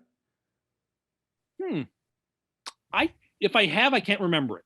Okay. Well, I mean, I feel like that's a good step in the right direction for you. I don't remember asking for a rebate. Or you don't want to admit that you did. No. Listen, I'm an open book. I would tell you. Yeah. He's admitted so many things. I don't know the hell he would die on his grocery store. But it's Tim. You never know with this sort of stuff. It's just like, hey, McDonald's Monopoly is starting like next week, Jeff. And I thought it was going to be great content for the show, but Tim has told us he's not going to go get one sticker. I don't believe you. I don't know whether I can last. Honestly, I want to last. So he'll be honest. When he breaks, he'll be full. No, it's going to be like 2 weeks worth of. It's going to be 2 weeks worth of lying. We asked him how many stickers he averaged per week last year. He said 20. Yeah, but remember, there's 2 stickers per item, so that's only 10 items. Well then, and now I that actually hate Monopoly. Have 4 stickers. I hate it because all the good like deals that they normally put in the app for McDonald's, they don't give a deal on anything during Monopoly because there's people like some of us are playing for keeps, Jeff. We're not looking.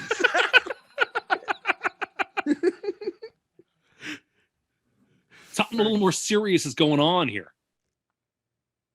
The thing is, our friend did mention to me, this might be the year I was going to win big. If I don't play, and I missed it. It's like being at a poker table and getting up to use the washroom, and that would have been the hand that you would have got dealt into the bad beat or something. Like, I'm afraid of that happening. You're lucky you're not addicted to slot machines.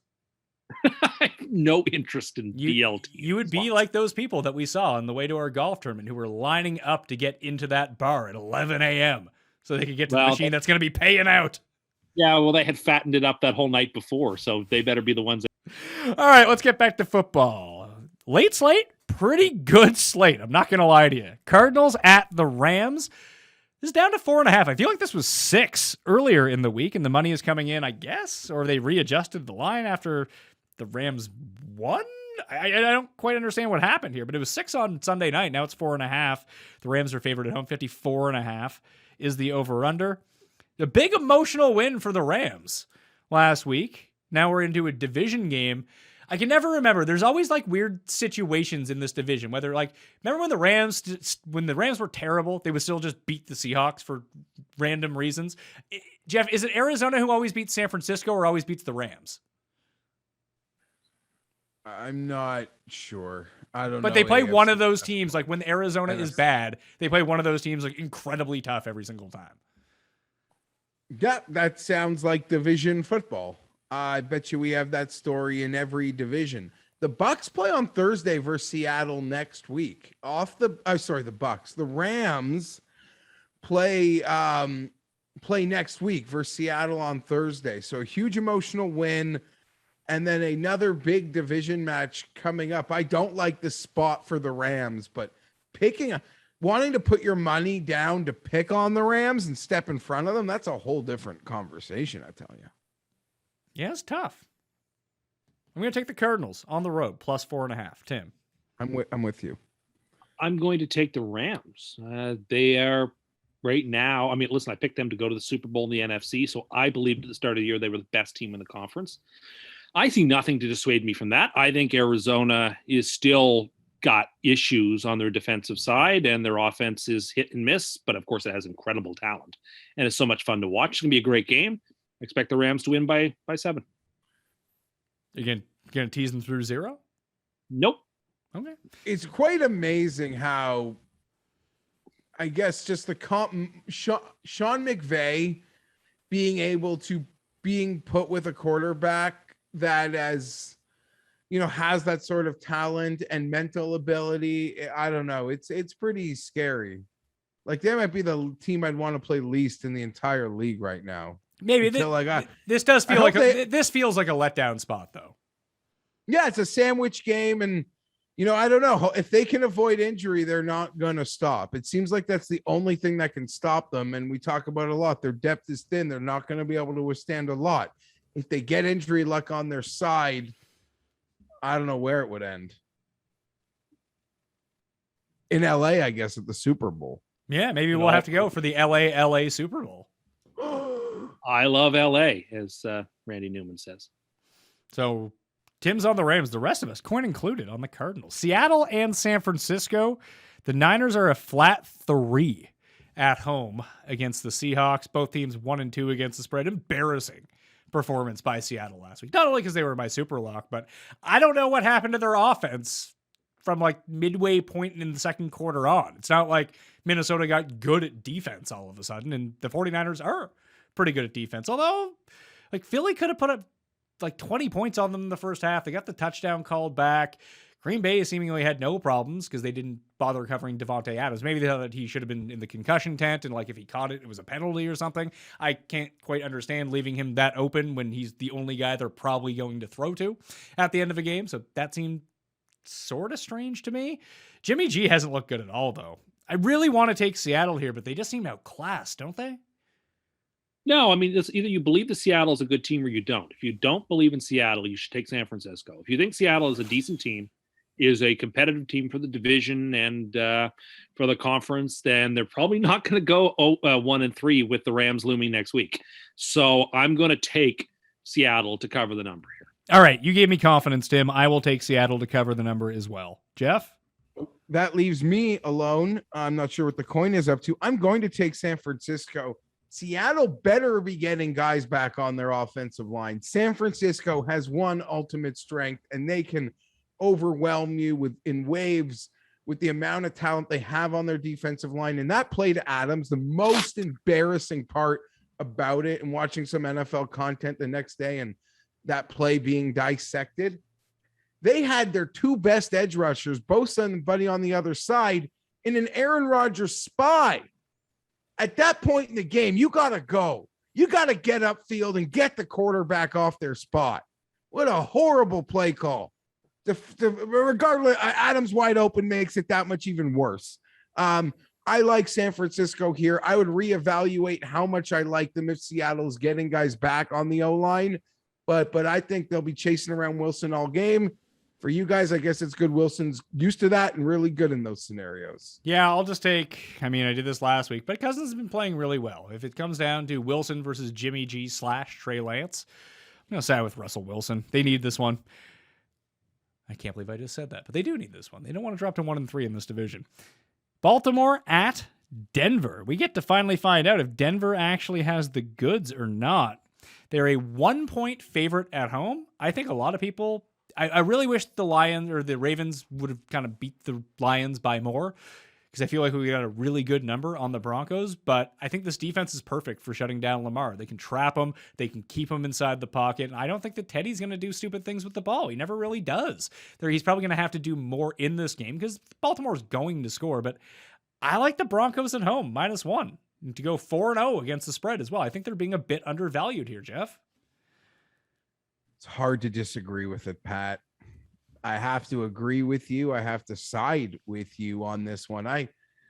You see they're playing the Ravens, and the Ravens are going to drop games to both the Raiders and the Broncos, and they're going to beat the Chargers in a couple weeks, probably, how it's going to slice out. So that's annoying, but yeah, they just seem so competent. And Teddy Bridgewater against that defense, I think he could hyper aggressive defense. He's kind of like an ideal quarterback for that. He's not going to make the mistake.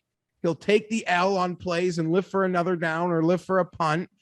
And he's good enough to get you to read your blitz and to exploit it.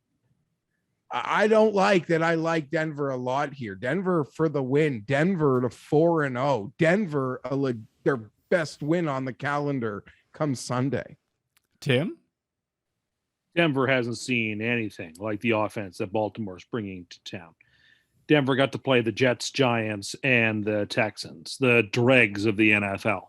Now they get to play Lamar and a Ravens team, which, say what you want, managed to win games against both the Chiefs and the Lions when they were pretty much down and out in both, and they really should have got the Raiders game too.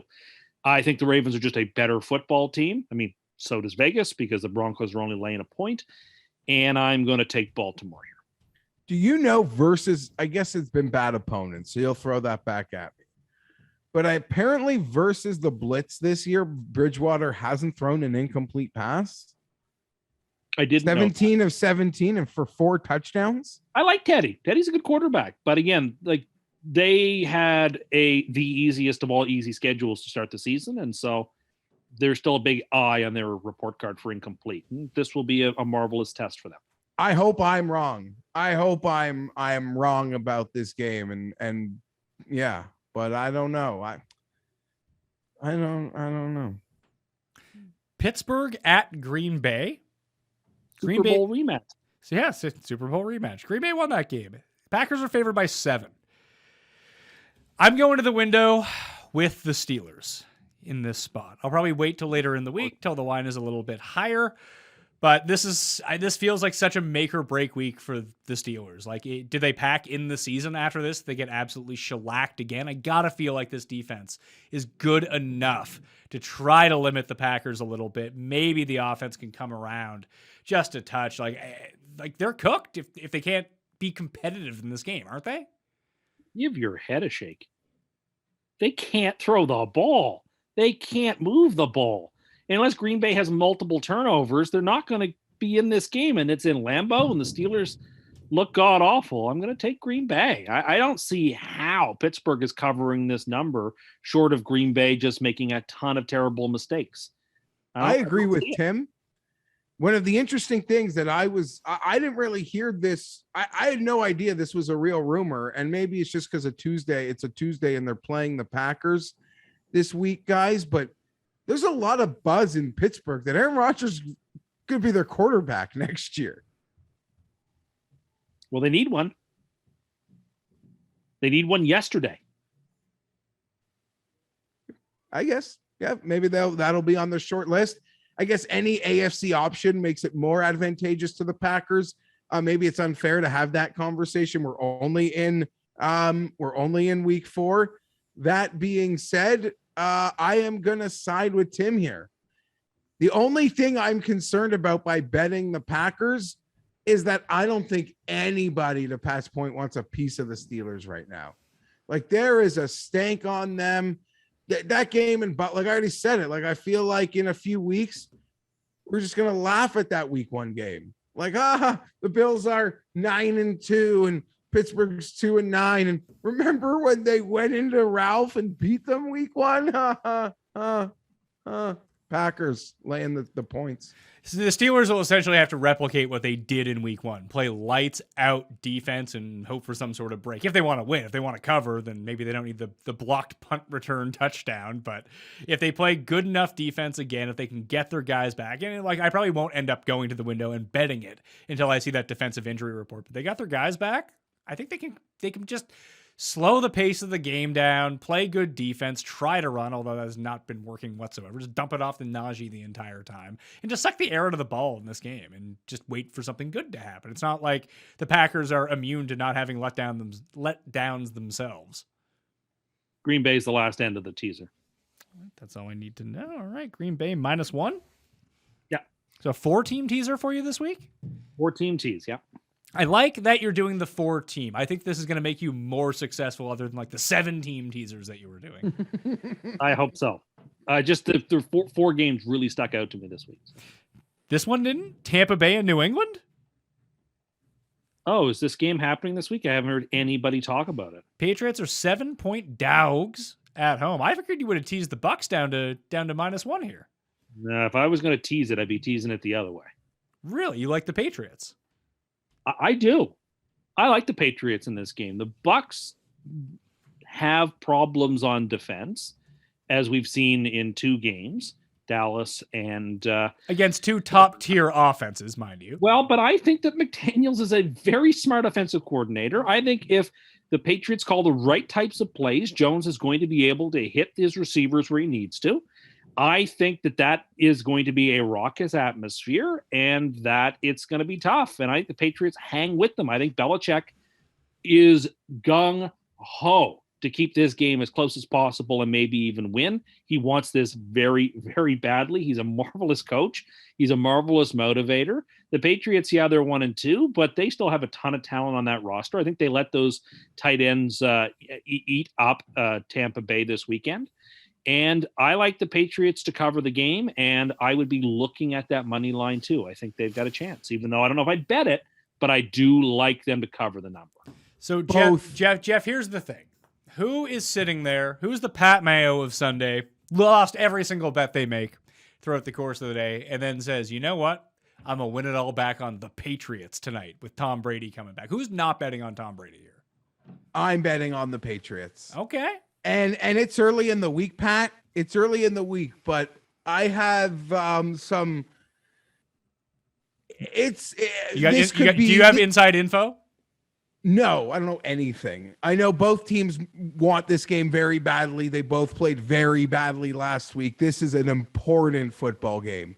Last week was his look ahead spot. This game is going to probably have second round playoff type money on it, like divisional round type handle, AFC championship, NFC championship type handle. That is what the books I think are expecting this week. The early reports are probably are seeing 80% Tampa Bay money. I'm going to take the Patriots plus the 7. I think we're going to get a great game, a great show. Yeah. It's like Brady's meant so much to Tampa and those guys love him so much. It's almost like he's the coach going back to a team that fired him, that he had so much success with, where it's like the whole team will rally for him. And in many ways do believe it, but Belichick rules. I'm not saying I'm not picking Belichick over Brady in the big picture, but I just think there's an aura about Bill, and that's gonna hold up in this one. He's taken a lot of L's since losing Brady, and embarrassing ones. Think he gets one back. I'm not there with Tim. I'm willing to make a money line bet, Pat. You know we love wrestling analogies. This is going to be like Rock Hogan at 18 at Skydome, and I'm playing the next night. I'm like Jericho Triple H, like that. There is no oxygen left for another football game. This game is everything. At least as it's kind of, I'm using the hyperbole, but I haven't been this excited about a regular, like Manning Brady, Mahomes Brady, Rodgers Brady, Breeze Brady, all the Jordan versus Bird elements of NBA that NFL TV has tried to bring in. They never really got me. This one, Belichick Brady, like it freaking gets me, guys. Gets me differently than those other things. I just think Tampa Bay severely outclasses New England in almost every spot on the field. So I'm going to be the chalk donkey and go with Tom Brady, who wants to put up mucho points in New England because I don't think that they can stop him. And I'm not real sold on this Patriots offense, by the way. They were better under Cam Newton. I think they're okay. What would lead you to believe that? They could barely score against the Jets. They still managed to put up 25 points. And when the other quarterback threw them the ball 4 times in a quarter. Just saying, I think the Patriots are building towards something nice, and I really think that this team could be special. Well, there goes the curse again. I like that you're using it to your ability now. You're really figuring out how to harness this power. I don't know what you mean. The main event for Geoff Fienberg this week is Monday Night Football. The Los Angeles Superchargers get the Raiders at home. They're favored by 3.5. 53 is the over-under. Not a single person I've talked to this week doesn't think that the Chargers aren't going to smash the Raiders. So, Geoff, before I open up the floor to you, I do want to remind everyone to check out Feinbolt on Mayo Media Network, the Los Angeles Chargers podcast, hosted by Geoff Fienberg. I'm going to take the Raiders in this game, plus 3.5. I'm going to put a little bit. Geoff will dilate here for a while, so let me just make my point. That I know he's going to say that the Raiders played 5 full quarters, and that's a great advantage for the Chargers. The Raiders played 5 full quarters before going into Pittsburgh and took the Steelers apart. So I'm not buying that side of things. However, I sort of teased Geoff last week by saying the Raiders are going to win this game. I don't actually believe that. I believe the Chargers are going to win and cover. I'm not super confident about it, but they're better coached. They have the better quarterback. They're at home. And I like the Chargers to win by 6. From the 2 overtime games in week 1, those 4 teams went 3-1 against the spread the following week, by the way. That did. It's early in the season. Maybe we're a couple weeks farther down the road. Those quarters hopefully mean a little more. You're right. But I'll still like fading 5-quarter football games until and the math outside your small week 2 sample is still on my side. Is it? Yes, Soppy could figure that out, but yeah, it is. One of the multiple brown bags that I won on America's dominance in golf has already been dropped on this game. It was Sunday. I took the 3. Seems like people agree with me because it's risen to 3.5. I'm excited to see the Raiders have to play a team that can throw the football. Brissett, Jackson, Ben Roethlisberger clearly cannot. Tim mentioned the Chargers are at home. This is a Raiders home game. Yeah, Dallas week 2, the Raiders, their second game. What the league could just wants to take a dump on our head every chance they get. Like, I'm not saying just give us a chance to get a pulse, to get some energy at home. These games are inevitable. They're part of the schedule. We still play other preeminent teams at home. It's going to happen. But spread it out a little bit. Like a team in a city in a new stadium. I'm not saying give us Houston, but give us something. Like maybe even the Browns. It's just filled with Mary Jo from Cleveland who went to LA to be an actress and now she rubs her clit on OnlyFans. I can handle her. Oh my goodness. I don't need 100,000 Raider fans, but that's what we're up against. Yes. And I'm ready to take them all. I legit just spit out some DC. I can't believe that. What do we get Timmy Tugs? Tantric Timmy Tugs on OnlyFans. Oh my goodness me. I could not have anticipated something that vulgar. Anyhow, I'm not happy about that. I'm not, but I don't care. Fill it up with 100,000 guys, all of them with shaved heads who put shoe shiner into their beards to make them look tough. Fill it up with all of them. What? I don't care. We're going. What are you talking about? These Raider fans, that are 100,000 of them versus 2. It's the second game in SoFi versus the Raiders. First game in SoFi versus the Cowboys. Let's drop it. We beat the Chiefs. I told you last week, I didn't think we were going to win, but what was I most excited about? The strategic deployment that Staley would bring to his first game versus Kansas City. And holy shit, it's a different world now, folks. It's a different world now. Get in line.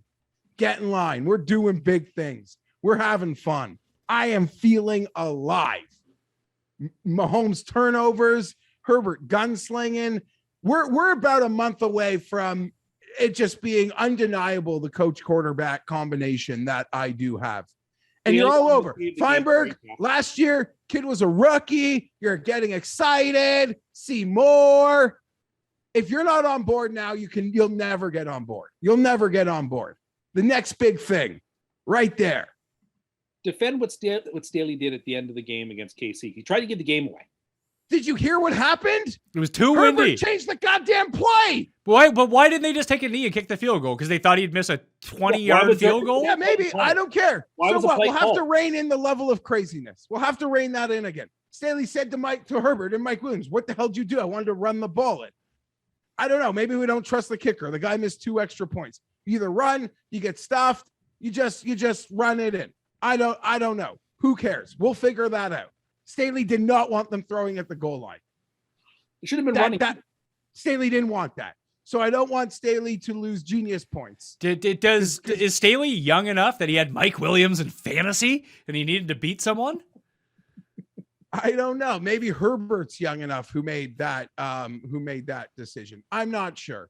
The only thing that can stop me now is an illegal shift. They're addicted to because 2 of them on Sunday. It was halftime. We're at midfield. There's 50 seconds left. We could punt it deep and say we'll go to the half. No, we go for it on 4th and 4. And we make this amazing play, illegal shift. Second half touchdown, illegal shift. So I don't know. I'm excited. We're playing the Raiders. Gus Bradley. There's like 7 ex-Chargers on the Raiders defense. Let's go. This is going to be Denzel Perriman's best game ever. Not a chance. Maybe all he would have to do is make it through the game without a concussion. I think that would qualify as his best game ever, wouldn't it? It probably would. A Monday night. Oh my God. New look, new life. Like just, it's crazy. For how much I loved Phillip Rivers to a demented point, where this relationship might go, like I said, like type shit. Oh. Shit. God. Like I remember me and Phillip in the poll at the end of the year. Who's saying what? Oh, I know I'm demented. Well, then maybe you should just accept the title as most insane, and we don't even have to have a vote. I've already recorded Fienberg this week. We're fired up. We're ready to go. I didn't even need a guest. Maybe on Monday I'll do like a 7-minute thing. Who knows? Because I got to still go to bed 6 more times before we play again. All right, so I'm taking Vegas. The rest of you, coin included, are taking the Chargers. For more craziness on the Chargers, tune into Fienberg and download the Daily Fantasy Sports Picks and Bets The Mix audio podcast where you can listen to the audio version of Fienberg. Let's get to the super locks of the week. I lost, so I'll go first this time around. I almost felt like taking the Giants +8. I almost took the Bengals -7, but I don't think I've ever done this before, but I will take the Bills -16 as my super lock, Tim. Wow. That eating a lot of chalk. That will not be me. I will take the Tennessee Titans -8. Tennessee for another week for me for super lock. Tennessee -8 on the road against his jumbo Jets. Jeff, you got to lock in the Chargers, right? I guess the way I spoke about it, but I don't get 3.5, even though I bet 3.5. But sure, You get 3.5. Let's say. It's 3.5 right now. no, sorry, you got 3. I mean, I got 3, but I'll sure, fine. I was that confident. I am that confident. I'll lock in the Chargers. You probably saved me from really embarrassing myself from saying New England. So make it the Chargers, Pat. I'm also going to Vegas next week, and Tim's embarrassed to wear his Jets gear to a Halifax grocery store. Well, I need to be able to wear my Chargers gear through Vegas next week. So they have to win on Monday. Because half my wardrobe I dress like I'm a coach on a sideline. Survivor picks for the week. I will take the Bills. Tim, you're taking the Titans on the road against your Jets. Jeff, Chargers? I'll take the Bills. No, the Bills. To recap Tim's free money tease, it's a 6-point tease this week. New Orleans -2, Tennessee -2, Kansas City -1, Green Bay -1. Tim, who gets you? If somebody gets me, and I don't think anybody will, it will be the Giants. Throughout the course of this show, and I this is one of the main reasons that I took Pittsburgh, the spread dropped in that game as we were talking. It went from 7. I noticed that. It went from 7 to 6.5. I noticed that. So weird. That's fine. Like maybe the books are taking a strong position that they think that the Steelers are going to cover. I don't know. I can't explain it, but go ahead. You take Ben, who can't throw the ball down the field against Rodgers, and if you cover, congratulations. But I would not be comfortable with that ticket. All right, that will do it on the Pat Mayo experience. I want to thank the Coin for being the reigning champion of the week in terms of spread picks, but I'd also like to thank Geoff Fienberg, who I think we got you finished on time, pal. Yeah, we're great. I'm going to the Jays are playing the Yankees. Hopefully they're still alive by the time you're watching this show and not technically done. Hopefully you get it. Remember to charge your phone so you can show your Vax card. Bring an ID, which I don't normally carry around. It's actually really annoying. I might be like wearing a neck purse soon because this goddamn thing. How unfortunate. Tim probably has a purse. I have a money belt, but I don't have a purse. Fanny pack? A money belt, not a fanny pack. Well, I'd like to thank you then, Paul Shaughnessy, for switching the show, and Tim Undercust. Tim and August. That is not my name. Now, when you went to go get that money belt, did you walk into the store and you saw the money belt section, but you were like, you know what? They might have money belts in other places. I'll just ask someone where they are. No, I went into a luggage store and asked, "Do you have money belts?" And they said yes. Were they like, what the hell was a money belt? Do you mean a fanny pack? They knew exactly what it was, and they sold it to me without any issue. Well, that did come in handy that one time, so thank you. It sure did. Again, because safety first, and I think ahead. Although my passport was ruined, but it didn't matter. They let me back in the country. Well, yeah, but that was a separate issue. Yeah, but I mean, the passport got ruined, but it didn't matter, so... I guess it didn't matter at that point, did it? No. Anyway, thank you all for watching. Smash the like on the way out. RunTheSims.com. Free trial if you just sign up with your email. It's all you need. On Thursday, if you want to give it a shot, you've been curious about optimizers and your own projections and game simulations. It's a chance to try it out in real time and test it out for week 4. See how it goes for you, all right? I'm Pat Mayo. Thank you all for watching. I'll see you next time. All right, I got to go. The baby just puked on Sam. Okay, talk to you guys later. Okay, bye. Bye-bye. Experience!